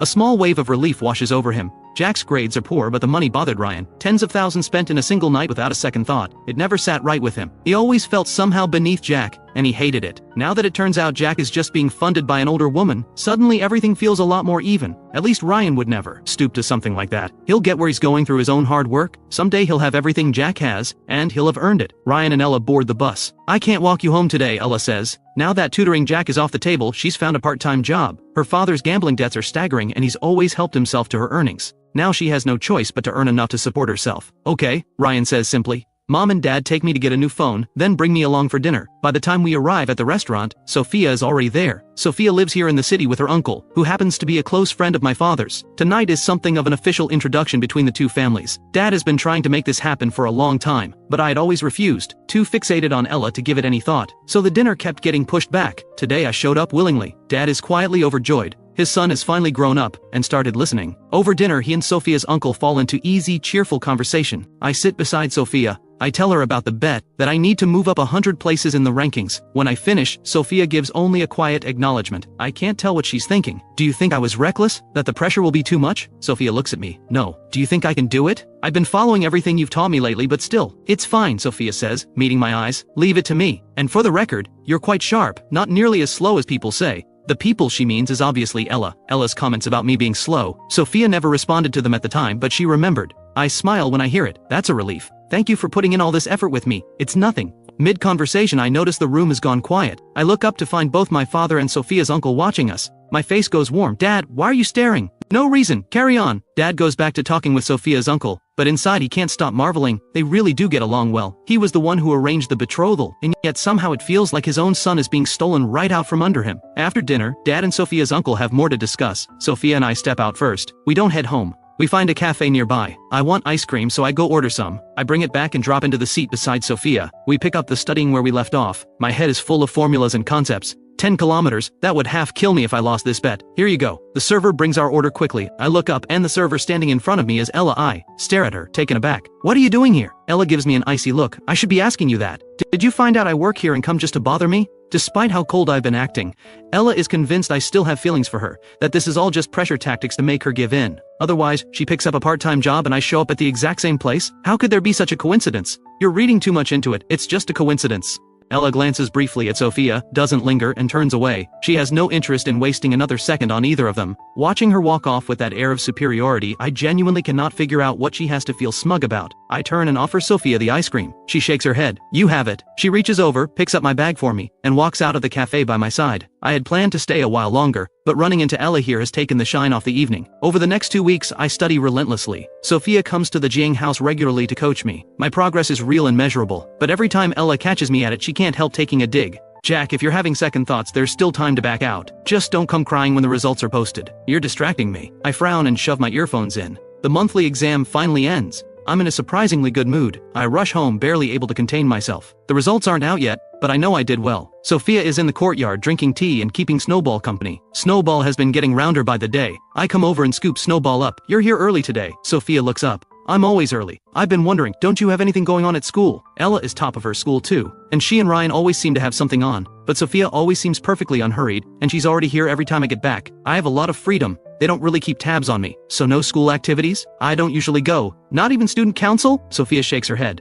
"I'll join the occasional competition, but not often." "Why not?" "It's not interesting, and the teachers worry it's not a fair fight. It can discourage the other students." "But I've heard you do compete." "Sometimes." "The same competitions Ella enters. She mentioned you're always there and that you've beaten her to first place more than once. She really can't stand you for it." Sophia picks up her cup and takes a quiet sip. When Ella is competing, she generally makes sure to show up. I'm burning to know how I did, so I go over the answers with Sophia right there in the courtyard. Most of them are correct. My mood lifts even further. When results day comes, the homeroom teacher walks in and runs through the usual praise for Ella and Ryan. First and second place again, as expected. Then the teacher pauses. "There's one more student I want to recognize. Jack." I sit up straight immediately. Ella glances over at me, eyes full of sarcasm. The teacher continues. "Jack's results this time are impressive. He's been at the bottom of the rankings for a long time, but this exam marks a significant leap. He's now in the top 200 of the entire grade. If he keeps this up, he'll do very well in the college entrance exam." Top 200. The whole class stares. Even Ella freezes. She expected me to scrape together 100 places. Getting into the top 200 was never part of the calculation. Honestly, I didn't dare hope for this either. Maybe it's because I suffered so much in my last life that I no longer have any interest in wasting this one. I've been paying attention in ways I never did before. Every day, I listen carefully in class, then go over everything with Sophia afterward. She has a gift for teaching. Problems that once seemed impossible become almost straightforward when she explains them. Effort, it turns out, does pay off. Are you sure, teacher? Jack's scores were terrible before. How could he possibly? I am not mistaken, the teacher says, turning to me with a calm expression. Having a student drag the class average down had been a quiet headache for him. He had no idea I was capable of this. Getting that recognition from the teacher genuinely makes me happy. I catch Ella watching me. So, how did I do? You said I was too slow to learn. 10 kilometers, Ella, don't forget. Ella presses her lips together. She genuinely can't wrap her head around it. Could Sophia really be that good a teacher? After school, Ella has no choice but to run her 10 kilometers. I don't go home. I stay behind specifically to watch. I sit quietly off to the side, watching her from the corner of my eye. Watching her eat humble pie sends a rush of satisfaction through me I can't quite name. It feels good, really good. Ryan stands nearby, watching me with barely concealed anger at how cold I've become. Bree shoots me a look, then leans toward Ryan. Top 200, who cares? It's not like he came first. Acting like he owns the place. Ella got first and she's not half this pleased with herself. Ryan came second for that matter. Ryan's eyes rest on Ella, running laps on the track. A bet's a bet, he says evenly. Ella can handle a loss. So what if his grades improved? Bree says. He still goes home to that woman. The whole thing makes me sick. Stop spreading rumors about people, Ryan says. Ryan, you're just too decent. Bree gives his shoulder a light pat. By the time Ella finishes her 10 kilometers, the sky is nearly dark. She walks back drenched in sweat and looks at me. Happy now? I nod. Good effort. Feel free to bet against me again anytime. I get to my feet and walk out of the school grounds feeling lighter than I have in a long time. The moment Ella watched my figure leave, I felt extremely happy. And I even took small, skipping steps from time to time. The image she has of me is still a lovesick lapdog. But right now I can't even be bothered to glance back. She thinks about Jack and Sophia. Is he actually going to end up with her? They're equally matched in background. If he really does end up with Sophia, the moment that thought surfaces, Ella feels something she doesn't expect, a gnawing irritation, like something that was hers has been taken. Ella. Ryan notices her staring after me and speaks up. You must be exhausted. Here, drink some water. He holds out a bottle of water. Ella takes it. Thank you. She's always perfectly polite with Ryan. You worked hard, Ryan says. Though it is strange, Jack's scores have always been terrible. For him to jump this much all of a sudden, you don't think he cheated. Bree jumps in. That's exactly what I think. He cheated just to make Ella lose. Otherwise, how do you explain it? She tutored him every day and his grades were still awful. Then suddenly this.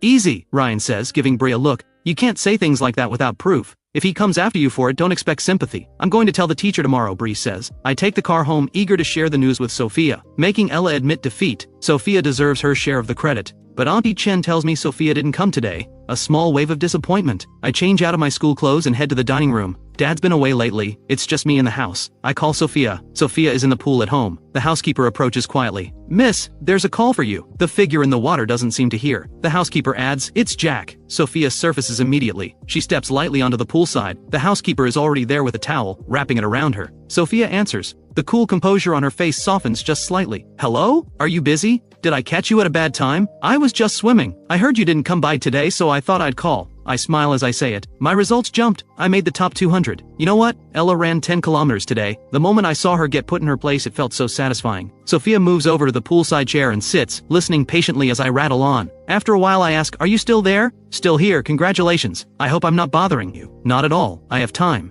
You've been coming every day to tutor me. You must be tired. Take a couple of days off. I'll study on my own and message you if I get stuck. Alright? I don't hang up right away. You sound a little off. Did something happen? Do you need me to help with anything? The question catches her off guard. We're partners in this, aren't we? You've done so much for me, I want to do the same. Without her coaching, there's no way I'd have pulled off results like this. I can't just keep taking what she gives without offering something back. Especially when she doesn't need anything material from me. Sophia listens, and at the word partners, the corner of her mouth lifts despite herself. Okay, Jack. The next day I arrive at school, to find the homeroom teacher walking in with a heavy expression. She stands at the front of the room, visibly furious, the tension radiating off her in waves.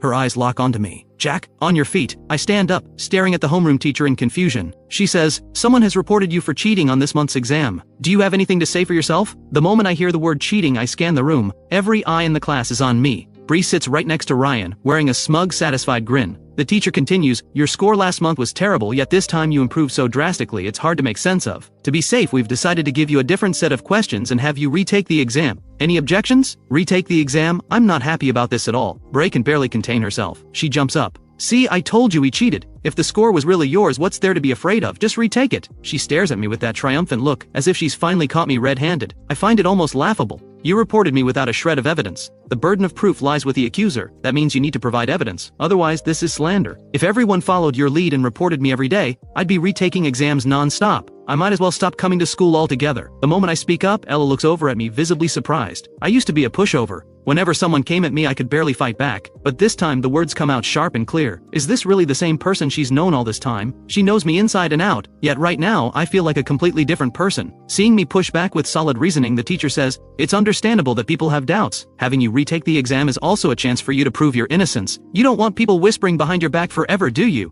The teacher isn't backing down. She clearly doesn't believe I earned that score on my own. I smile. "Of course I'll retake it, teacher. I just think it's completely absurd to be accused like this without any reason. We're classmates after all. I have no idea what Bree's motive is for coming after me like this, and if I score even higher next time, won't she just find something else to say? So since she chose to report me without a single piece of evidence, she should face some consequences. If I'm proven innocent, how about she gets expelled?" Expelled. The word makes the teacher hesitate. Is that going too far, she wonders. Bree's grades are better than mine, so naturally the teacher leans in her favor. But this kind of rumor spreading around, it does serious damage to me. What if the pressure becomes too much and I do something drastic? Wouldn't that be far worse? The moment I bring up the word drastic, the room tenses up instantly. I turn to Bree. "What's the matter? You were so sure I cheated, scared to bet on it." "Of course not," she snaps. My challenge hits a nerve and she takes the bait immediately. She turns to the teacher fuming. "I'm willing to put my future on the line. Everyone knows what Jack grades are like. I can say with absolute certainty, he cheated." My reluctance to retake the exam without a fight only convinces Bree even more that I have something to hide. She says to the teacher, "But if Jack is proven to have cheated, then he should be expelled too.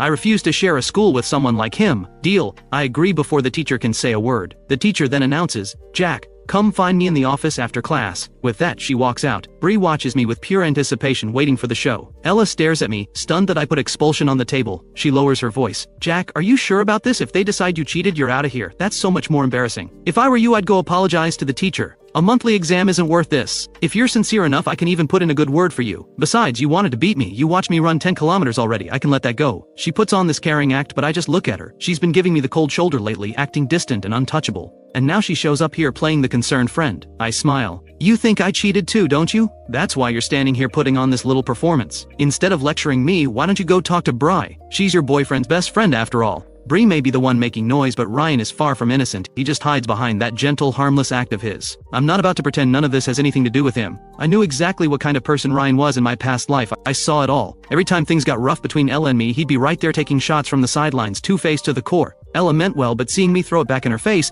her expression turns cold. "I'm doing this for your own good, can't you see that? For my own good?" I look her over with curiosity. "What's wrong? Waiting tables not working out? Coming back to live off me again?" At the mention of living off me, Ella's face darkens. She says nothing, jaw tight. Things haven't been going well at her part-time job lately. Her schoolwork already keeps her stretched thin, and student council piles on even more. She doesn't get home until late every night, and the pay barely covers anything. I spoiled her into a lifestyle she can't sustain on her own. Now she's finding out just how brutal it is to go from luxury to nothing, and especially because of me, she figured I was just throwing a rich boy tantrum, making her life difficult for a few days. But now something feels off. I've stopped chasing after her completely. No matter how badly she treated me before, I always came crawling back. She just stays silent, no comeback. I smile. "Are you still waiting for me to throw a fit for a few days and then come crawling back to make it up to you? I actually get it. I was used to spending freely too. After I was thrown out with nothing to my name, those days left a mark I can't forget. If you've always lived tight, maybe it's bearable. But when you've known nothing but comfort and then it's all stripped away, the pain is something else entirely. Back then I'd lie in bed every night, just dreaming that Ella would suddenly come to her senses, realize I was innocent and come find me, that she'd take me back. But I waited and never saw it. Not until the day I died.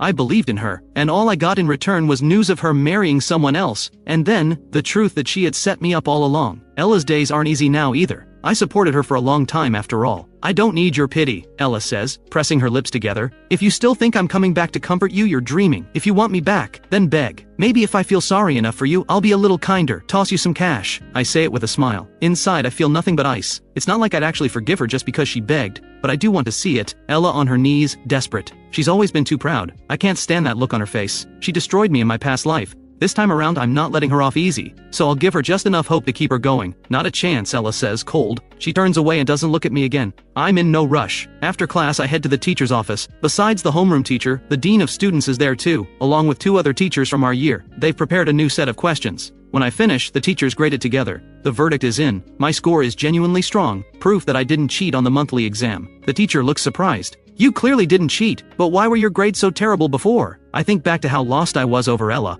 I was immature. I didn't take my studies seriously. Recently, we got a new tutor at home and the results have been pretty clear. Maybe only those who've truly left school behind can understand how precious this time really is. School is one of the few places where effort actually gets rewarded. Step outside those gates, and the world shows you just how brutal it can be. I return to the classroom. The homeroom teacher and the dean come in together to announce the result. Once it's confirmed I didn't cheat, Bry's face falls into pure panic. How is that possible? How did he not cheat? The teacher's expression is stone cold. The attitude in this class has become a real problem. Classmates should be lifting each other up. Jumping to conclusions about someone who's improved is the worst kind of blow you can deal them. I hope everyone takes this as a lesson. I look at Bry. You said you'd leave if I was proven innocent. You're not going back on that, are you? Bree stammers. So you are backing out. Turns out some people really can't be taken at their word. In that case, don't make bets you can't keep. Jack, Ryan steps in, playing the peacemaker now that his friend is on the ropes. We're all classmates. There's no need to take it this far. Bree was looking out for you. She was worried you might go down the wrong path. She didn't mean any harm. Just give her another chance. The moment Ryan speaks, other students chime in. Yeah, expulsion is way too harsh. I smile, looking at all these faces so quick to have opinions that cost them nothing. They're genuinely deferring to Ryan. Whatever he says, goes. I turn to Ryan. You're so concerned about her, why don't you withdraw in her place? Ryan's lips tighten, eyes fixed on me, and within moments his eyes begin to well up, as if I'm the one bullying him. The rest of the class immediately turns on me. Bry's the one who went after you, not Ryan. Why are you dragging Ryan into this? Ryan actually speaks up for you, you know? He treats every student the same. Everyone's against me now. I smile. Treats everyone the same? I wouldn't go that far. If it were me getting expelled today, would you have said a single word in my defense? Of course I would, Ryan says. I've always told people to be kinder to you. I can't stand his act. I turn to Bry. Fine, you don't have to leave, but we all know what your word is worth. So how about this? Run 20 kilometers instead. Bree stares at me, horrified. 20 kilometers? Is he trying to kill her? She has almost no athletic ability to speak of. If you can't do it, then pack your bags. I scoff and sit back down. Honestly, whether Bry stays or goes doesn't matter much to me. But if she faces no consequences, everyone will think I'm fair game. She has to pay something. Fine, I'll run, Bry snaps. Not just run, I say. While you're at it, you're going to shout your apology out loud. That you wrongly accused me, that I never cheated. Let the whole school know what you did. Isn't that going a bit too far? You're making her humiliate herself in front of the whole school. Compared to what she did to me, I'd say I'm being quite merciful. After class, Bree goes to run her 20 kilometers, the price of keeping her spot in school. She has no choice. I'm not going anywhere either. I sit on the steps right there watching every lap. I have no intention of letting her off the hook. Her stamina is nowhere near Ella's. She runs slowly, and having to shout her apology every lap makes it even harder. Before long, she's on the verge of collapsing. Ryan walks over to me. Jack, Bree knows she was wrong. Let it go this time. She's not like Ella. She doesn't have the stamina. 20 kilometers could kill her. So what you're saying is, if your rumors had driven me to something worse, that would have been my problem? But you're fine, Ryan says. You're not the type to do something like that. I look at Ryan. The afternoon light hits him from behind, leaving his face half in shadow, impossible to read. That faint air of superiority. I remember, right before I died, Ryan called me specifically to rub it in. Whether he had a hand in what Ella did, I'm still not sure. But he knew. He knew everything. Together they pushed me to my death. And now he has the nerve to stand here and call me out of line. You've got some nerve. How long are you planning to keep up that harmless nice guy routine? You really think I'm going to fall in line like everyone else? Hanging on your every word? If you've got a problem with it, go run in her place. Otherwise, stop talking. Seeing Ryan take the hit, Ella steps in. Jack, that's enough. Ryan was just trying to warn you. If something goes wrong, that's on you. I look up at her. What's this? Saving your hero. Ryan glances at Ella, sees how upset she looks, and sets aside whatever's been bothering him about her home situation. He turns to me. Jack, you hate me and you go after my friends. Is this about Ella? If you think I took her from you, fine, take her back. Ryan, Ella says sharply, don't say that. I have absolutely no feelings for him. Ella rushes to reassure Ryan, the two of them so devoted, so perfectly matched, and I'm left looking like the bitter scheming third wheel. I laugh. Keep her, Ella. I don't do recycling. Before Ella can respond, I continue. As for me bullying Bry, the whole school knows she came after me first. What I'm doing now is practically generous. If she doesn't want to run, she can leave. I'm not stopping her. I used to care about being the good guy, keeping a clean image, never stepping on anyone. And where did that get me? I became the one getting stepped on. This time around, I'm living for myself. I couldn't care less what anyone thinks. Ella takes one look at me and gives up. She turns to Ryan. He's beyond help. If something happens to Bree, he'll regret it. Let's go. She grabs Ryan's arm and walks away. Bree's body gives out after just 10 kilometers. She collapses. Ella and Ryan call it in and rush her to the hospital. I follow. Ella looks at me with barely concealed satisfaction. Happy now? Absolutely. Why wouldn't I be? I pull out my phone and call the hospital director. I have the best doctors assigned to her case, and cover every cent of the medical bills myself. Ella and Ryan had been looking to use Bree's collapse against me. Now they have nothing to say. Ryan stays in the room, watching Bree as she stirs awake. You okay? Bree opens her eyes. Ryan. He gently pats her shoulder. How are you feeling? Everything hurts, Bree says, laying it on thick. I'm leaning against the wall, casually sipping a carton of yogurt. The specialist just checked you out. You're perfectly fine. Your stamina is just terrible. The doctors recommend more exercise. Tomorrow at school, don't forget to finish the remaining 10 kilometers. Bree's eyes go wide. She just collapsed and he's still thinking about those 10 kilometers. Is he actually evil? Are you trying to kill me? Relax, you won't die, I say. If you pass out again, the whole hospital's team of specialists will be right there for you. Bree's face flushes red with fury. I raise an eyebrow, my voice perfectly calm. What's the matter? Thinking about backing out? You could always just withdraw instead. Stop pushing it. I hear your parents both work at Shengda Group, I say. Bree's eyes go wide. He knows, her family. You investigated me. So what? Bree clenches her fists. I'll finish the run tomorrow. Good. The medical bills are already taken care of, and just so you know, as long as those 10 kilometers aren't done, even if you drop dead, I'll have the doctors bring you back. I walk out of the room. Ella watches me leave, that cold expression on my face making her frown. Bree turns out to be fine. After an IV drip and some rest, Ryan and Ella take her home. I'm not idle either. Back home, I photograph the payment receipt and the medical report and post them both to the class group chat. I've seen enough setups in my time. I'm not giving anyone ammunition to use against me. Only after all of that I finally lie down. The next day, Bree dutifully runs her remaining 10 kilometers. After everything, she doesn't dare act up in front of me the way she used to. Whatever resentment she holds, she keeps it to herself. No more pointing fingers at me to my face. The other students start looking at me differently too, with a new edge of caution. Everyone saw what happened to the last person who crossed me, and on top of that, he's loaded. Cross him, and he'll even foot your hospital bill. They've stopped calling me a simp, stopped bringing up my grades, but behind my back, they're still whispering about me being kept by an older woman. Someone even posted it to the school forum, photo included, and no one knows who. By the time I see it, the replies are piling up. They won't come at me directly anymore. The internet is their only cover. Hidden behind a screen, no one knows who's who. Monday afternoon. I've just walked out of school when I spot two pretty girls standing at the gate. Their uniforms, Yangchuan High. Sophia wears the same uniform, so I recognize it immediately. Some guy nearby can't help himself. They're gorgeous. That's Lily. She's on Yangchuan's tennis team. I used to only have eyes for Ella. Everyone else barely registered. I'd heard Lily's name before, but I had no mental image of her. Looking at her now, I can see she's got a great figure. But as for beautiful, she's nowhere close to Sophia. I honestly don't know what was wrong with me in my past life, turning down Sophia like that. Looking at Sophia now, I realize just how stunning she really is. Put her next to anyone and she still comes out on top. My driver is already waiting at the gate. I'm heading over when Lily steps right into my path. You're Jack, right? She looks me over with undisguised curiosity. I say flatly, who are you? I don't think we've met. Lily's lips curl into a smile. You're that high school boy being kept by an older woman, right? You've been all over the school forum lately. Words made it all the way to our school. Of course, people are also saying I'm not someone to mess with. The story of me dealing with Bree has apparently been retold in vivid detail. Someone bringing it up to my face like this. I find that kind of interesting, actually.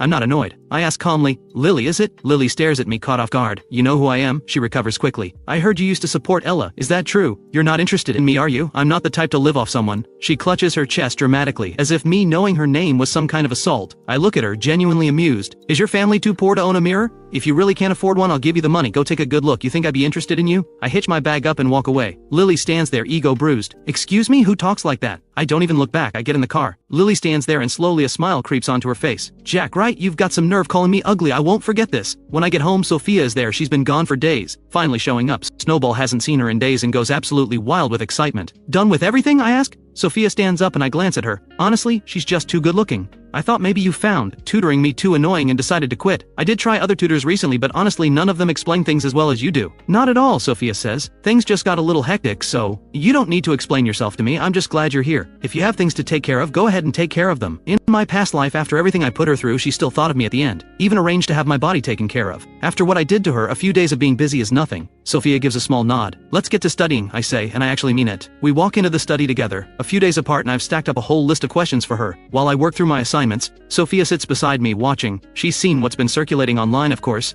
She'd been a little worried, wondering if I was taking it hard. But seeing me now, she can tell I'm holding up fine. The words of concern she'd prepared stay unspoken. Sophia's phone buzzes. She flips it over and glances at it. A message from Lily. Sophia, you're definitely coming to the tennis match on Thursday, right? Sophia already promised, but Lily always worries she'll change her mind. Sophia tends to do things on a whim. Sophia types back a single word. Yeah. After the session, Sophia says, I'll be at your school this week. I look up surprised. There's a tennis match. It's being held at Minghua's courts. Then I'll be there to cheer you on, I say. Sophia gives a small nod. She thinks back to every time she'd seen me before. I was always trailing after Ella, eyes for no one else. Maybe she never once crossed my mind. But now, hearing me say I'll come cheer for her, the faintest trace of a smile touches the corner of Sophia's mouth. The match is Thursday afternoon. Before it even starts, the school is already buzzing. Yangchuan's girls' tennis team is seriously strong, people whisper. Lily came to our school. She's so pretty. Please. She's nowhere near our campus queen. Ella is the whole package, looks and grades. Ella's grades are top tier. Her tennis game is strong and she's easy on the eyes. Naturally, she has no shortage of admirers. Ryan has been in a foul mood lately. What I said about Ella's father being a gambling addict keeps getting under his skin. He's seen that type before. I have my nose in my book tuning them all out. Back in the day, if Ella had a match, I would have been the first one rallying people to cheer for her. Looking back now, it seems ridiculous, and with everyone talking about me and an older woman, the others are busy rallying for Ella. No one even bothers to include me. But someone brings up, I heard Sophia is at Yongchuan too. Do you think she'll come?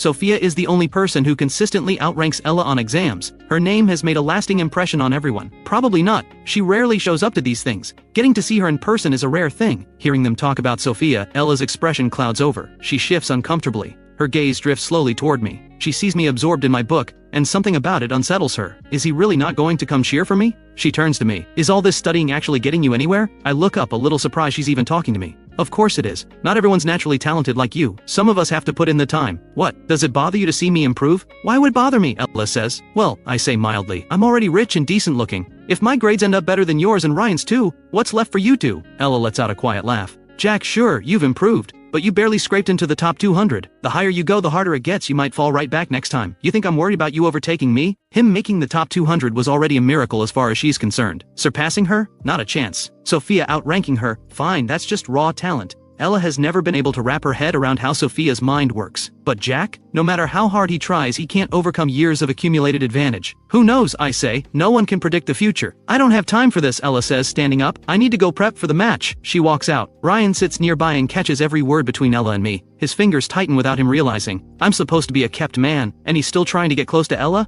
Doesn't that disgust him? But he puts on a gracious front and walks over. Jack, we're going to cheer for Ella. Want to join? Ever since I cut contact with Ella, the gifts she used to give Ryan have stopped too. So Ryan figures it's better to keep me in their orbit. He can't afford to have me completely cut off. If I'm still chasing Ella, I'll keep spending on her, and the two of them won't have to scrape by. These days Ella is grinding through part-time jobs, barely making enough to cover herself. She can't even drive him home every day like she used to. Compared to when I was supporting her, the difference is staggering. Besides, Ella would never fall for a guy rumored to be sleeping with an older woman. Even if I'm still into Ella, Ryan has nothing to worry about. The moment Ryan makes his pitch, I shut it down. Not interested. Ryan looks at me. Why not? Ella actually speaks well of you, you know. Whatever's happened, we were all friends once. No need to make things this tense. I glance up at him. I think back to my past life, how I handed over the family business to Ella, all in the hope that she'd agree to marry me. Back then, Ryan was doing the exact same thing, singing Ella's praises every single day. So generous. Never once seemed worried I'd steal her from him. I used to think Ryan was genuinely decent. Later I understood, it wasn't that he didn't care, he knew exactly where Ella's heart was. She would never love me, but staying close to me meant Ella could keep getting what she wanted.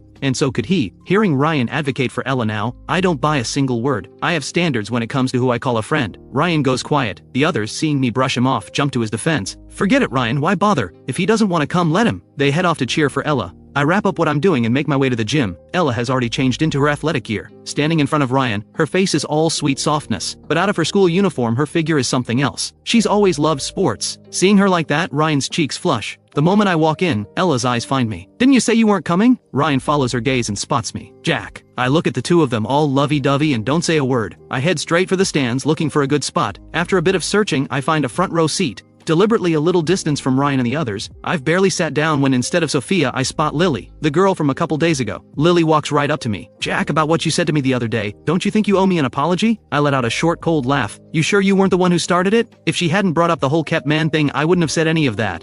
Lily looks at me, genuinely puzzled. How did I provoke you? Is it polite to say someone's being kept by an older woman? If not you, then who exactly should I have said it to? Lily shrugs. Everyone's saying it. So if everyone said you were into girls, does that make it true? Lily snaps to attention. Who said that? She actually believes it. I can't help laughing. Lily gives me a curious look, refusing to let it go. You asked about my name last time. Were you thinking about keeping me? I'm genuinely speechless. Clearly you still haven't looked in that mirror. Lily tries again. Between me and Ella, who do you think is prettier? Ella may be Minghua's campus queen, but Lily is confident she holds her own. I smile. What? Are you into her? Lily quickly cuts me off before I can go further. I meant, do I have a shot with you? You were so into her before. Why not give me a try instead? She tosses her hair with deliberate flair and winks at me. A guy nearby gasps. She's gorgeous. I've never witnessed a more shameless pickup attempt in my life. I turn away. At that moment, a shriek erupts across the gym. I look toward the entrance. Sophia has walked in. Everyone who had been focused on Lily instantly shifts their gaze. Every single eye in the room finds Sophia. No one expected her to actually show up. The moment Lily spots Sophia, she drops our conversation entirely and rushes over. Sophia! I see Sophia and can't help but smile. I wave. Sophia sees me. Her expression stays calm as always. Lily stands beside Sophia, follows her gaze and sees me waving with genuine enthusiasm. She smirks. So he's not into me because he's into Sophia. Too bad. Sophia has never been interested in any guy. She never even gives them a second glance. He's going to be disappointed. Sophia and Lily head off to warm up, but all eyes stay on Sophia. Ella doesn't miss the look on my face. The second Sophia walks in, I'm practically a simp. Ella lets out a quiet, contemptuous laugh. Ryan watches me. Is Jack actually falling for Sophia? In truth, the moment Sophia walked in, Ryan felt it too, that pull, but he knows with absolute clarity that someone like Sophia is simply out of reach for him. Not only is she exceptional in every way, but her family background is solid, and word is she's not even interested in guys. Unlike with Ella, he's not about to pine after someone who's completely out of the question, but apparently I have no such self-awareness. A guy rumored to be kept by an older woman, reaching for the moon. Sophia's grades, background, and money all surpass mine. If I were still chasing Ella, Ryan could at least understand that, but going after Sophia? That he genuinely cannot comprehend. Ella doesn't respond. I'm going to warm up. She thought I came to see her. Turns out I'm here for Sophia. Ella is seething inside. She used to think that if I ever stopped watching her, she'd feel nothing but relief. I used to cling to her like she couldn't scrape me off. Now that I've let go, she finds herself unsettled in a way she didn't expect. She has always seen Sophia as her greatest rival. During the time she spent living at my family home, she noticed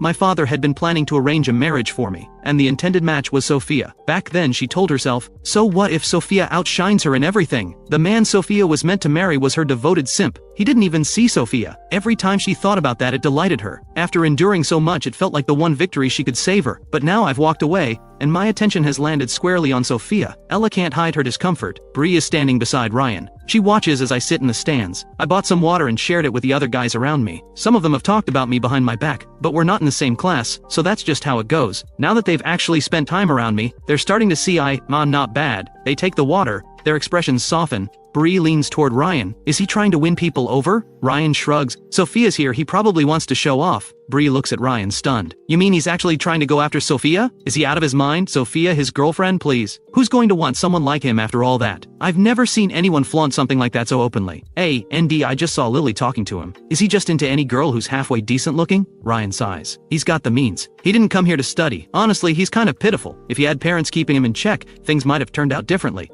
Bree scoffs. Pitiful? You're just too kind, always making excuses for everyone. Bree only dares to mock me behind my back now. Not a word to my face. The girls' tennis match gets underway. I watch closely. Today's match is brutal from the start. Lily and Ella both pick up yellow cards within the first few minutes, leaving the crowd stunned. Under normal circumstances, matches don't start this heated. Ella came in with one target, Sophia. She's determined to outplay her, to make me look at her again. She doesn't have to want me, but I am not allowed to stop wanting her. She wants to prove she's the one worth loving. But Lily came out of nowhere and has been going straight at her. For Sophia, this match is effortless. She's not even playing at her real level. Yongchuan's school team is strong, but Sophia is in a league of her own even compared to them. After a few solid shots, she starts coasting. I sit quietly watching her. Her whole energy is completely different from everyone else. Ella is fighting to win and finding no opening. Meanwhile, Sophia looks like she came here for fun. At the half, the players' rest area is right in front of where I'm sitting. Sophia watches Lily. You're going hard today. She's noticed Lily zeroing in on Ella. That's not like her. Some guy called me ugly, Lily says. I need to put on a show, make him understand what I'm capable of.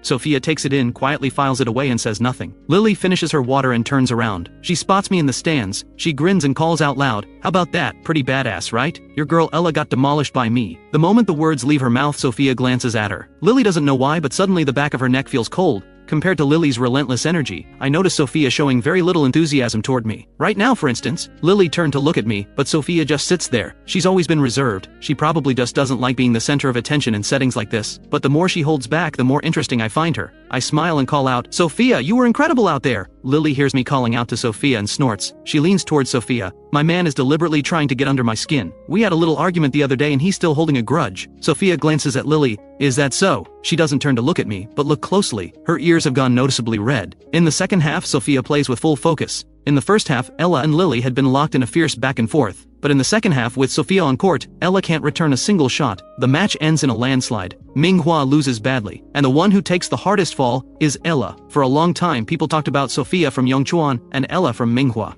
In the same breath, the general consensus had drifted toward them being roughly equal. Today's match settles it. In every way that matters, Ella cannot compete with Sophia. Every time Sophia scores, I lose it. I can barely stay in my seat. Before, I never paid Sophia any real attention. I had no idea what she was actually capable of. Looking back now, I really was blind. Ryan and Bree had rallied their people to cheer for Ella. Now they sit in silence, nothing left to say. My section is packed with Sophia's fans. Everyone around me is ecstatic. And me, I'm the most worked up of all. Eyes locked on Sophia, I'm practically squealing under my breath. Bree mutters, does he even remember which school he goes to? Thank God Sophia wouldn't look at him twice, otherwise it'd be physically disgusting. The words are barely out of Bree's mouth when Sophia, just off the court, walks toward the stands and stops right in front of me. As she approaches, the guys around me are all reacting. I look at her. You were amazing. Sophia says, water. Her voice is like a gentle breeze, soft and smooth. I never imagined one person could be this exceptional in every way, and have a voice like that on top of it all. The guy closest to her quickly holds out a bottle, but Sophia doesn't take it. She looks at me. I pick up a bottle and hold it out to her. You really were incredible. My voice comes out soft. Those few simple words are enough to make the corner of Sophia's mouth lift.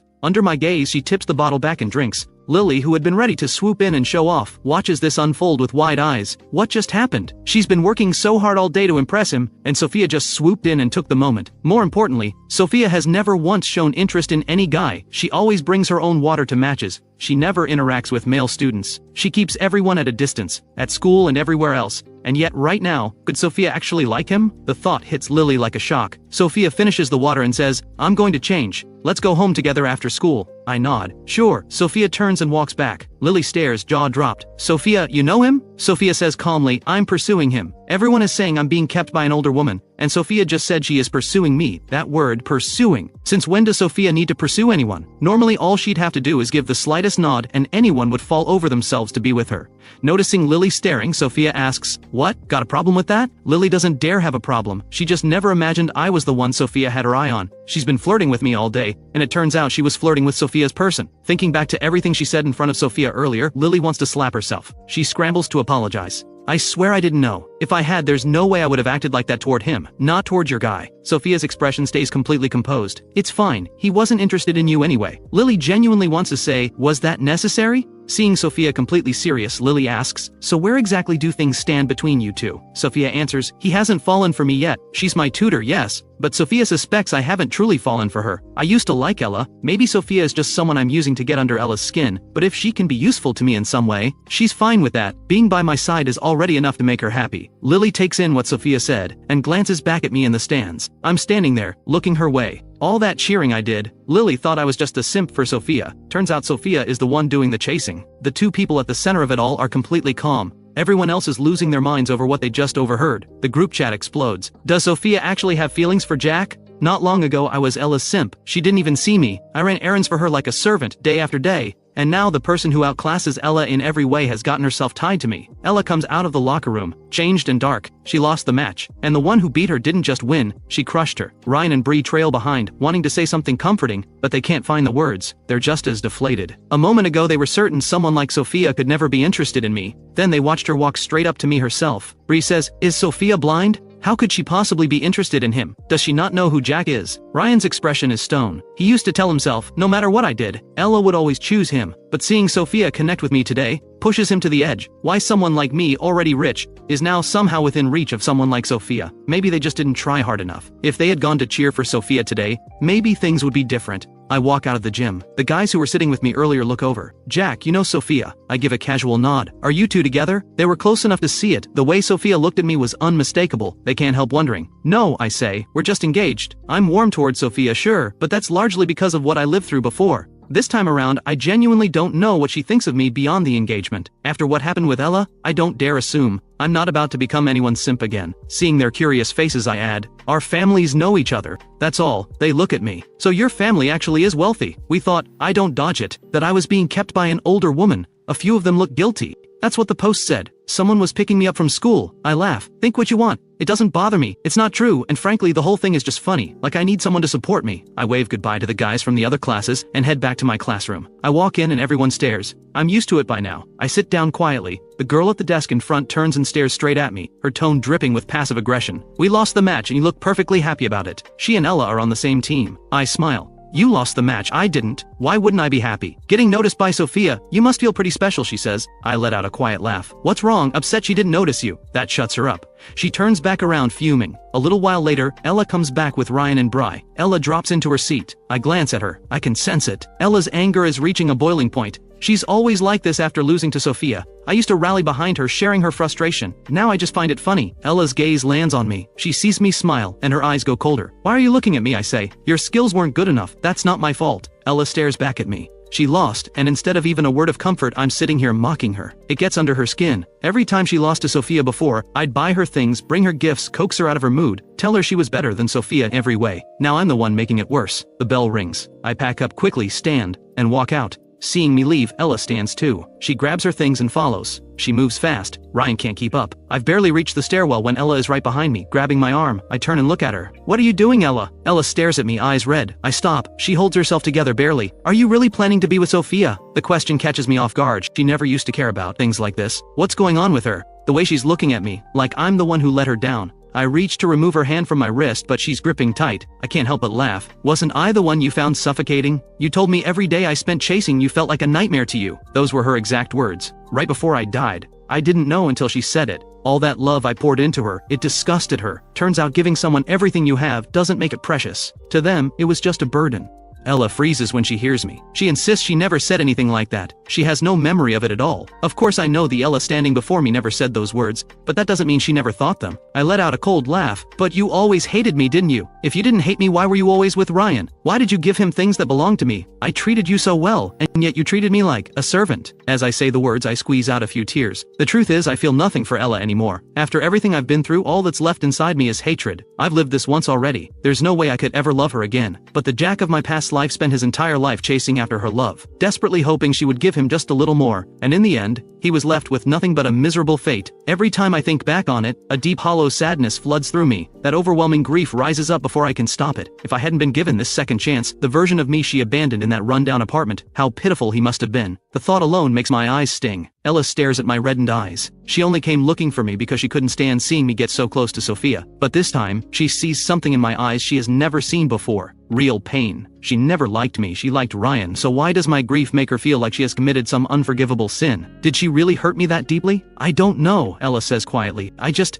don't want to talk about feelings. Even now she's still making excuses. I reach up and wipe my tears away. I know, you just don't want anything with me. You and Ryan are the ones who are perfectly matched, right? So whether I'm with Sophia or Lily, that's none of your business, is it? She wants to say something more. My reaction has clearly stirred a guilt she wasn't expecting. While we're still facing each other, Ryan and Bri have already appeared. Ryan stands at the top of the staircase looking down at me and Ella. He stares at us, visibly surprised. From where he stands, we're standing very close together, and Ella still has her hand wrapped around mine. The moment Ryan appears, something clicks in Ella's mind and she quickly lets go. I watch her instinctive reaction and give a bitter smile. Of course, seeing me with Sophia must have rattled her. After all, her cash cow just walked away. But Ryan will always be the one who matters most to her, and I'm just dying to watch things get messy between them. I lower my head and say, so please don't come looking for me in private. I wouldn't want Ryan to get the wrong idea. Without waiting for a response, I turn and head downstairs. The moment I reach the bottom of the stairs, those glassy, tearful eyes are wiped completely clean. I have absolutely no reason to cry over a snake like her. That little performance upstairs? Just me having a bit of fun. She deceived me so thoroughly in my past life. This time around, I won't let her off so easily. When she's at her lowest, I'll always leave her just a flicker of hope.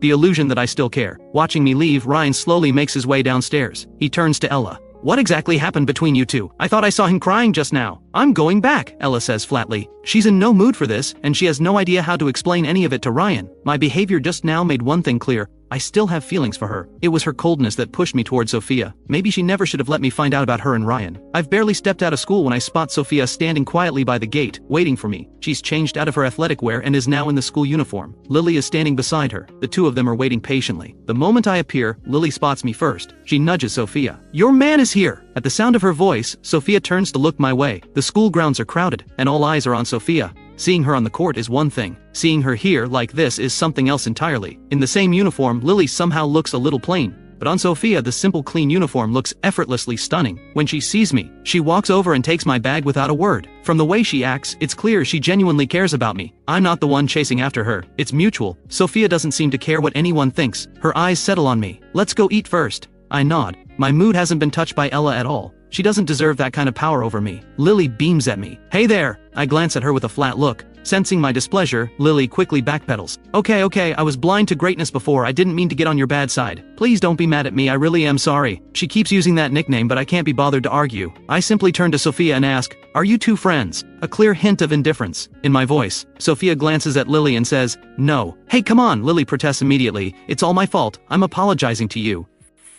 You were the first person to say to my face that I was being kept by an older woman. I remember it perfectly. I was wrong, Lily says in a small voice. It's all those people online spreading nonsense. I'll get to the bottom of it and find out who started it. I'll make it right for you, I swear. The car from Sophia's family has already pulled up. Sophia ignores Lily entirely. She opens the car door and looks at me. Get in! Lily stands at the roadside watching us both get in. She gives a polite wave. I won't keep you then. I'll head off first. See you next time. Wishing you two a lifetime of happiness and a house full of kids. Sophia rolls up the window with a sigh. Ignore her. I didn't expect you to know her. Sophia reaches over and buckles my seatbelt for me. We just play tennis together sometimes. The mention of tennis brings her match back to mind. The way she moved on the court. I can't help myself. Sophia, you are incredible out there. You scored so much on your own, you should have seen the look on Ella's face. Sophia takes the praise with quiet composure. She's just not good enough. If it weren't for Ella, she wouldn't have shown up to that match at all. Hearing Sophia speak about Ella so bluntly, I find that rather amusing. I didn't think she had it in her to talk about someone like that. Though to be fair, everything she said was true. You really are something else, I say. I honestly can't find a single flaw in you. You're beautiful, your grades are great, and now this. Every guy sitting near me today was totally taken with you. I don't know any of them, Sophia says simply. Of course you don't. I'm just saying, you're remarkable. But showing up at my school like this, staying so close to me, aren't you worried about what people might say behind your back? Sophia looks at me. What would they say? There are still people online saying I'm being kept by an older woman. People at school say it too. My reputation isn't exactly spotless. I don't care about any of that, Sophia says. I smile slightly. From her expression it's clear she already knew about the rumor. She hasn't brought it up once in the past few days. Could it be that she came, today, partly to stand up for me? The driver takes us to the restaurant. We've barely sat down when my phone buzzes with a message. I open it. It's from Ella. 2 words. I'm sorry. Jack stares at the screen for a moment. She actually apologized, so she really doesn't want me getting close to Sophia.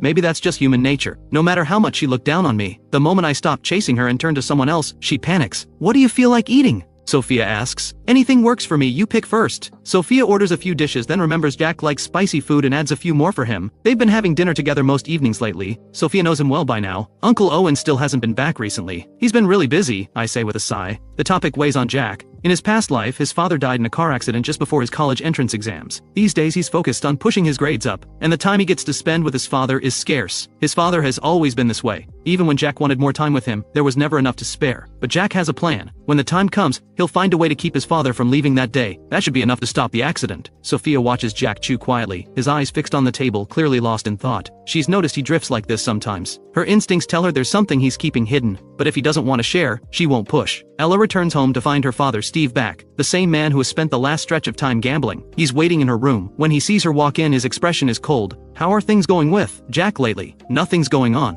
Ella had spent the whole walk home turning over her feelings about Jack. Now, facing her father, her expression hardens. Nothing? I told you to go win him over. You still haven't managed that? At the sight of him, Ella's voice goes flat. Why should I have to win anyone over? He already fired me. Am I supposed to go crawling back to him? Don't I have any dignity? Deep down, seeing Jack with Sophia does sting. There's a part of her that wants to pull him back. But looking at her father, right now she's grateful she and Jack are no longer together. She barely finishes her sentence before Steve lunges forward and slaps her across the face. You stupid girl! If you don't get him back, where are we supposed to get money? Now, how much money do you have on you? Hand it over. He's lost everything at the table again. It's written all over him. Ella stares at him. You've been gambling again. Stay out of my business. Don't be like your mother. Disgusting. Keep it up and I'll beat you senseless. When you were with Jack, money was never an issue. I could play all I wanted and it didn't matter. But you had to go and get involved with that broke nobody. And now look. You've let a golden catch slip right through your fingers. Get him back, or I won't let this go. Steve storms out. Once he's gone, Ella checks the hiding spot under her bed. The money she stashed there is gone. He's already found it. The apartment is small. Growing up with just her father, she's never had any real privacy. There are only so many places to hide things. When she was with Jack, she used to quietly set aside some of the money he gave her. University was coming. Expenses everywhere. Her father would be useless. She had only herself to rely on. But even so, he found it anyway. By the time Ella steps back out, he's already gone.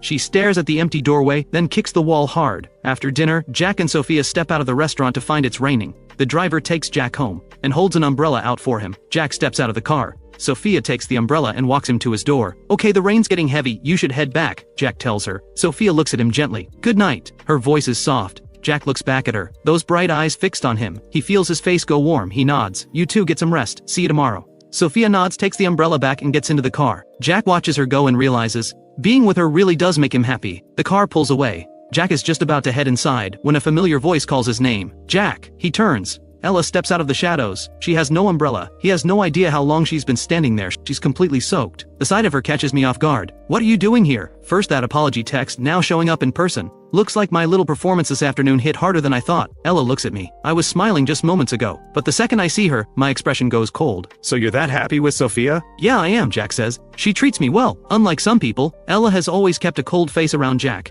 Seeing her look like this, almost tender, is something rare, even knowing she's ice through and through. Even knowing every bit of this is an act.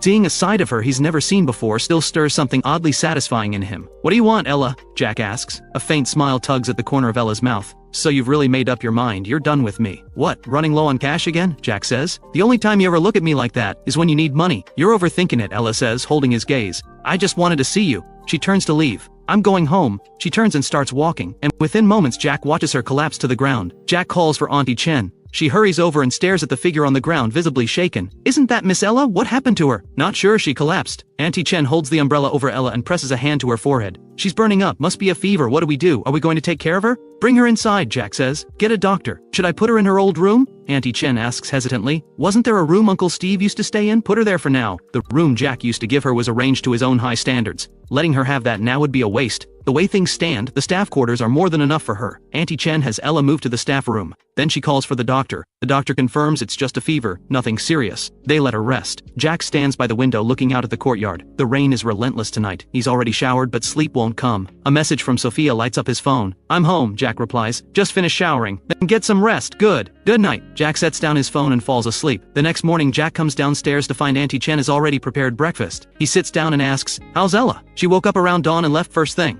Jack looks up, caught off guard. "Really? I assumed she was still here. I told her to wait until you were up, but she wouldn't listen." "That girl, I can never tell what's going on in her head." "Honestly, same," Jack says. "She's impossible to figure out." Auntie Chen looks at Jack warmly. "If you ask me, Miss Sophia is so much better for you. Young master, please keep your distance from Ella from now on." She's worried he might fall back into being a lovesick fool all over again. Jack laughs. "Relax. The only reason I even bothered last night was because she collapsed at my door. I didn't want that bad omen on my conscience." Auntie Chen smiles with relief. "Good. Ever since Jack stopped being a lovesick fool, she stopped worrying the way she used to. The spoiled young master has really grown up. By the time Jack gets to school, Ella has already gone home, changed, and come back. When she sees Jack walk in, she keeps her head down and says nothing. She's back to her usual cold self. Jack thinks she has some nerve. He practically saved her life last night, and she can't even manage a thank you." He drops into his seat and ignores her right back. Does she really think he's still the same lapdog he used to be? When class ends, Ryan comes over. He and Ella head off together for a student council meeting. Ryan looks at Ella as they walk. "Are you feeling better today?" Ella glances at him. "I'm fine. Losing the match yesterday wasn't really the issue, but seeing Ella with Jack yesterday has been weighing on Ryan's mind." Ella says nothing. After Steve took her money yesterday, her mood has been dark ever since. Ryan sees she's not talking and takes a breath. "Ella, if you want to be with Jack, I support you. I really do." "You're overthinking it," Ella says, looking straight at Ryan. "I have zero feelings for Jack. I'm not getting back with him. I just can't stand watching him walk around with Sophia like everything's fine. I don't want them to get off so easy." Ryan nods. "Good, Ella, no matter what, I'm always on your side." Ella gives a small nod. Then she thinks of her father, using her to swindle money from Jack's family. There's no way she'll be part of that. Steve has no limits. She's always known that. She refuses to let him turn her into his tool. That's why she left Jack's house the moment she came to her senses this morning. She wants nothing more to do with him. In the days that follow, Ella spends all her time with Ryan. She stops hovering around Jack entirely. Jack doesn't spare them a second thought. He focuses on his classes every day. In his free time, he browses property listings and buys tie. Prices are still low now. Later, they'll skyrocket. One afternoon, Jack leaves school a little later than usual. He stayed behind to finish some homework. By the time he steps out, the school gate is nearly empty. "Young Master Jack!" The moment he steps outside, someone calls out to him. He looks up and sees Steve. "Uncle Steve," Jack says. "Here to see Ella?" Steve looks at me. "Yeah, just checking on her. That rotten girl, I've been giving her an earful lately. It's her own fault. She just had to go after that Ryan kid. No sense of what's good for her. Don't be too hard on her," Steve says. "I'm not angry," Jack replies. Jack takes in Steve's disheveled appearance and frowns slightly. Just then, Ella and Ryan come out of the school. Seeing Jack and Steve together, Ella can't help herself. "What are you two doing here? Last time Steve took her money, he disappeared for days. Now he's back, which means he's broke again." Steve shoots her a dismissive look. "I'm talking to my son-in-law, none of your business, get lost." Ella turns her sharp gaze on Jack. "And you, why are you still standing there? What, do you actually want to be his son-in-law?" Take a look in the mirror first. Get out of here." She lets loose at Jack without holding back. Jack already knows she's never been warm to him, but even so, the force of it catches him off guard. He stares at her. This woman, every single time. It takes him a few seconds to recover. "You flatter yourself. Who would want anything to do with you?" He fires back and walks away. Steve calls after him. "Don't you worry, son-in-law. I'll send Ella to find you in a couple of days. I'll straighten this girl out when we get home." He tries to follow Jack, but Ella steps in front of him and blocks his path. Steve seethes. He glares at her. "What do you think you're doing? You won't make an effort yourself and now you're stopping me too? We finally had him right here and you drove him off. Can't you do anything right?" Jack is already in the car. He watches through the window as Ella blocks Steve, her face tight. Stop coming to my school. I'll come whenever I want, Steve snaps. Where's the money? You don't know how to make money? I don't have any, Ella says. You took it all last time. That was my university fund. So what have you been doing about it? The question set Steve off. Back when Ella had Jack wrapped around her finger, he had no complaints whatsoever. He didn't care that she was spending every day with Ryan, because Jack didn't seem to mind either. But now things are different. Jack has cut Ella off because of Ryan. Steve can no longer afford to let things slide. This is my problem to handle, Ella says. Go home, I have a shift to get to. A shift, a shift. Steve throws up his hands. That's all you know. How much does that miserable job even pay you in a month? You'd be better off winning Jack back. Look what you just did, you chased him off. So what if I don't like him? That's my right. You, Steve raises his hand, then remembers they're in front of a school. We'll finish this at home. Money, now. If you don't give me any, I'll go find Jack myself. Go get money, did you hear me? You're just like your mother, heartless. Ella's face is stone cold. Whether you live or die is none of my concern. She steps onto the bus at the stop and doesn't wait for Ryan. Steve watches her go, fuming. He looks down at the few hundred in his hand. That daughter of his is getting harder and harder to control. Ryan had walked out with Ella, but seeing the scene unfold, he hung back. He watched from a distance, not daring to step in. Only once they're both gone does he come out. He'd only ever known Steve as a driver. He had no idea that was Ella's father. And the fact that he came here demanding money when Ella has nothing left, that's a lot to take in. He'd figured stepping in would only make things messier and more embarrassing. So he stayed back and waited it out. Jack sits in the car for a long moment before finally telling the driver to go. He thinks about the way Ella just laid into him and almost laughs. I don't even want her. And yet she's worried I might actually marry her, just because her dad said a few nice things? Jack gets home. Auntie Chen beams at him. Welcome back, young master. Jack gives a quiet, Who upset you? Auntie Chen asks. She picks up on his mood immediately. Nothing. Just a bad omen of a person. When Sophia gets here, send her up to the study. Sophia has been arriving later than usual lately. Jack isn't sure what's keeping her. He's barely gone upstairs when Sophia arrives. The young master seems a bit off today. Sophia frowns. What happened? Auntie Chen shakes her head. He didn't say, but it's got to be something to do with Ella. She's the only one who makes him shut down like that. Sophia heads upstairs and opens the study door. She finds Jack at his computer watching this year's most popular holiday comedy sketch. He's watching intently and laughing genuinely. Sophia walks over and settles into the empty seat beside him. Jack glances at her. You're here. Sophia meets his eyes.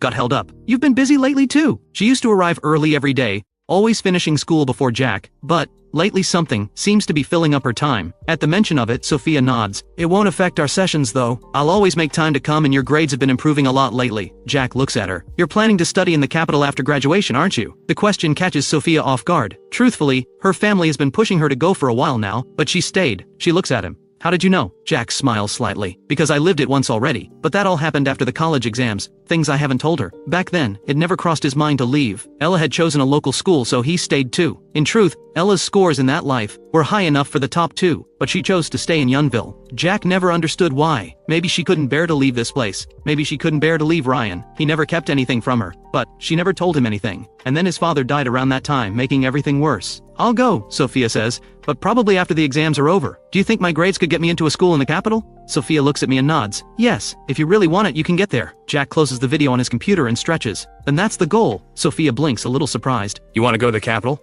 I just want to give it everything I've got, Jack says. I've been given a second chance. Might as well aim high. If you don't even dare to dream it, no amount of luck in the world will make it fall into your lap. Sophia watches him, that familiar confidence back in his eyes. Feeling better? Ella got under my skin, Jack admits, and gives her a quick rundown of what happened at the school gate. Isn't that ridiculous? I never said anything about marrying her. She acted like I was going to drag her to the altar, and then she goes off on me like that. Unbelievable. She likes Ryan. Fine. Nobody's desperate for her. It's my own fault. I was blind before. I made her think she mattered that much. Sophia looks at him and says softly, Our Jack is the best. Way too good for someone like her. Jack hears the words and looks over at her, only to find her gazing straight at him with quiet sincerity. His face goes warm before he can stop it. Good grief. He thought his heart had died somewhere in his past life. But when Sophia speaks to him like this, something impossibly shy stirs inside him. It takes him a long moment to collect himself. Do you talk to everyone like that? No, Sophia says. I don't say things like that casually. So that means I'm different to you. Sophia stiffens slightly at that. She looks away and puts on a very serious expression. I made a promise to Uncle Owen to take good care of you. The moment she brings up his father, Jack deflates a little. She really is too obedient for her own good. If your family told you to be with someone else in the future, would you just go along with that too? Sophia turns to look at Jack. Her expression is hard to read. Seeing the question land somewhere deep, Jack waves it off. Forget it, I was just joking. Don't take it so seriously, you make me feel like I'm picking on you. Jack gets the sense that Sophia might not actually have feelings for him. Sophia, is there someone you like? Sophia blinks, thrown by the question. Why are you asking that? Just curious, Jack says. Your arrangement with my dad is your business, but you must have your own feelings about things. If there's someone you actually like, don't force yourself to stay. Sophia looks at Jack for a long moment before she speaks. We've been spending every day together lately. Are you getting tired of me? There's a flicker of hurt in her eyes. Jack gets to his feet. I'm going to head home. That's not what I meant at all. I wasn't trying to push you away. Hey, Sophia, come on, don't be like this. But she's already gone. Auntie Chen sees her coming downstairs. Miss Sophia? I'm heading out, Sophia says, her expression tight. Of course, take care, Auntie Chen replies. Jack comes downstairs to find Sophia already gone. Auntie Chen looks at him. What happened? She's upset again, Jack mutters. I was just making conversation. How does she manage to take offense at everything? She's so sensitive. Just as Jack moves to go after her, Auntie Chen stops him. The people from the property company said they'd be coming by shortly. Jack remembers. He's been in the middle of some property deals. He reins himself in and stays to handle business first. When Ella gets home after her shift, Steve is still there. Any other time, he would have left by now. But he's come back with nothing, ransacked the apartment for money and found none, and is now sitting there smoking. When he sees Ella walk in, Steve says, "Worked all night and brought home what? A few pennies? If you give me $1,000 a month, that's already impressive. Still not worth a fingernail clipping compared to what Jack could give. Whatever I earn it myself," Ella says. And what does effort get you? You couldn't earn in a lifetime what Jack used to hand you. Don't get full of yourself just because you work hard. This world runs on money and connections, nothing else. Remember when you lived at Jack's place? The life we had then. Look at us now. I'm not doing it, Ella says. And aren't you afraid of getting labeled a scammer and hauled off one day?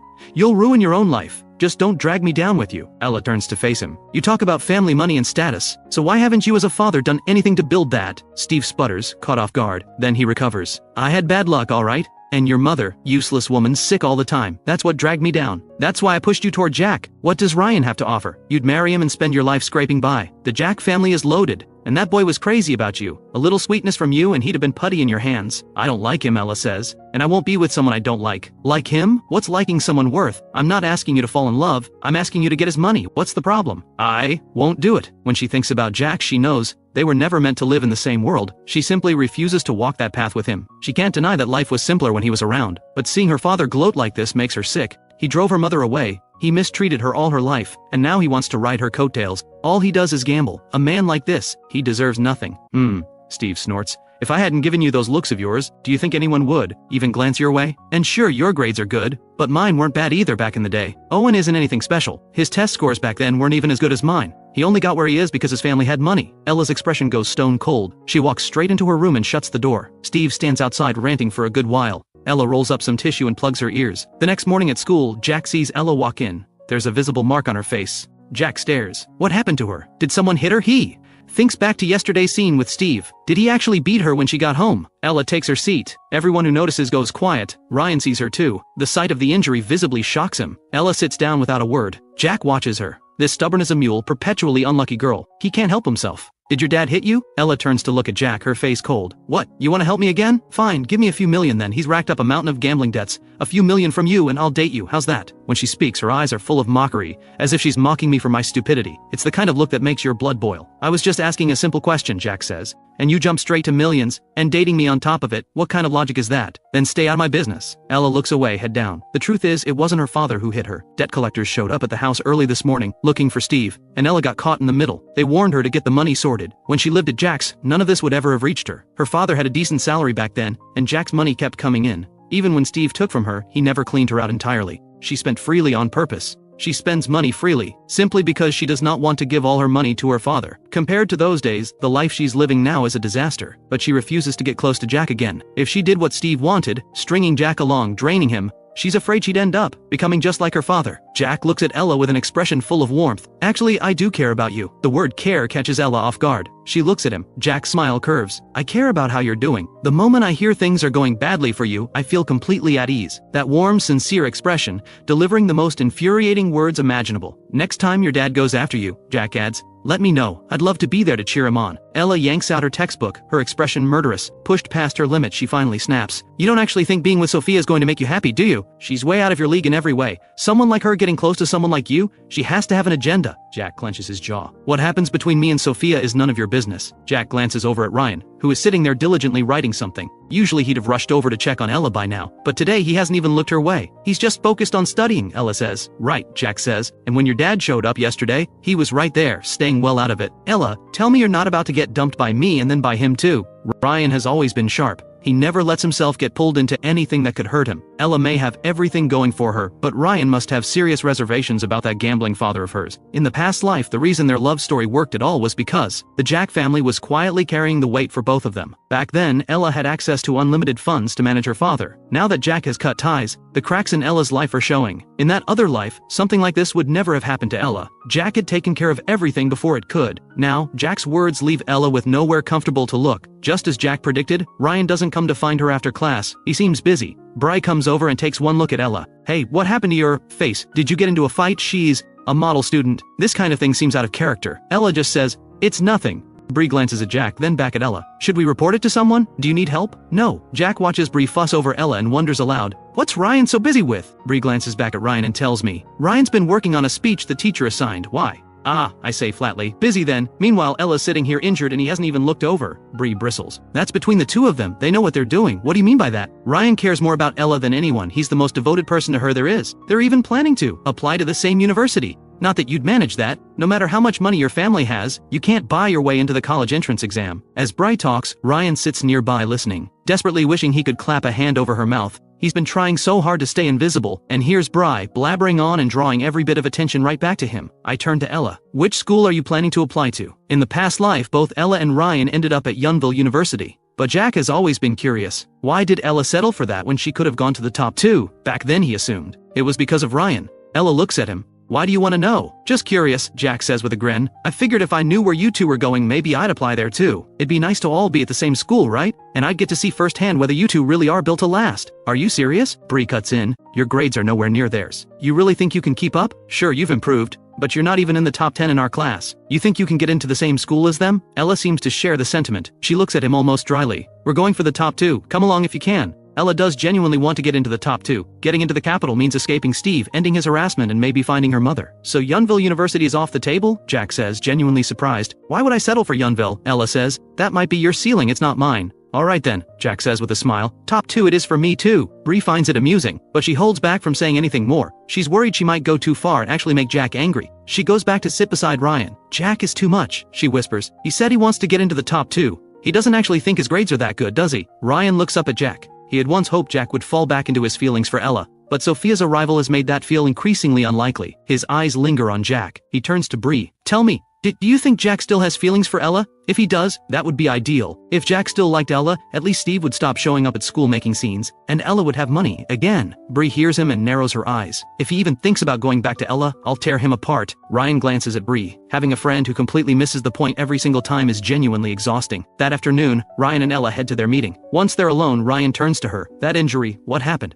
Did your dad do that?" "No," Ella says. "Some people came looking for my dad. There was a confrontation." "Money?" Ryan had seen enough yesterday to piece it together. Ella nods. "Yes." Ryan looks at her and takes a breath, working up the nerve to say what's been on his mind. "Ella, this can't keep going. Have you thought about going to Jack for help?" "What kind of help?" Ella looks at him confused. "Didn't you used to tutor him? Maybe you could go back to doing that." "We weren't exactly kind to him before, I'll admit, but he's still a wealthy young master. We should be a little warmer to him. He probably wouldn't mind having one more tutor." "No," Ella says firmly. "I don't want that. She was already let go by Jack. She's not gonna go begging. She may be broke, but she still has her pride." "What's wrong with it?" Ryan says. "You'd just be tutoring him for money. You'd earn more than that cafe job pays you. And you'd have a way to deal with your dad's situation." Something about being pushed toward Jack by Ryan sits wrong with Ella. "You'd really be okay with me tutoring him?" Ryan smiles. "Why would I be upset? You don't have feelings for him. And for Jack, getting to spend money on you is probably the highlight of his day. Everyone at school knows he's close to Sophia now," Ella says. "If I go back to him now, what does that look like? I won't do things I don't want to do just for money." Ryan pushes back. "Sophia will find out about the rumor sooner or later. When she does, she'll want nothing to do with him. You just be reaching out as a friend, that's perfectly normal.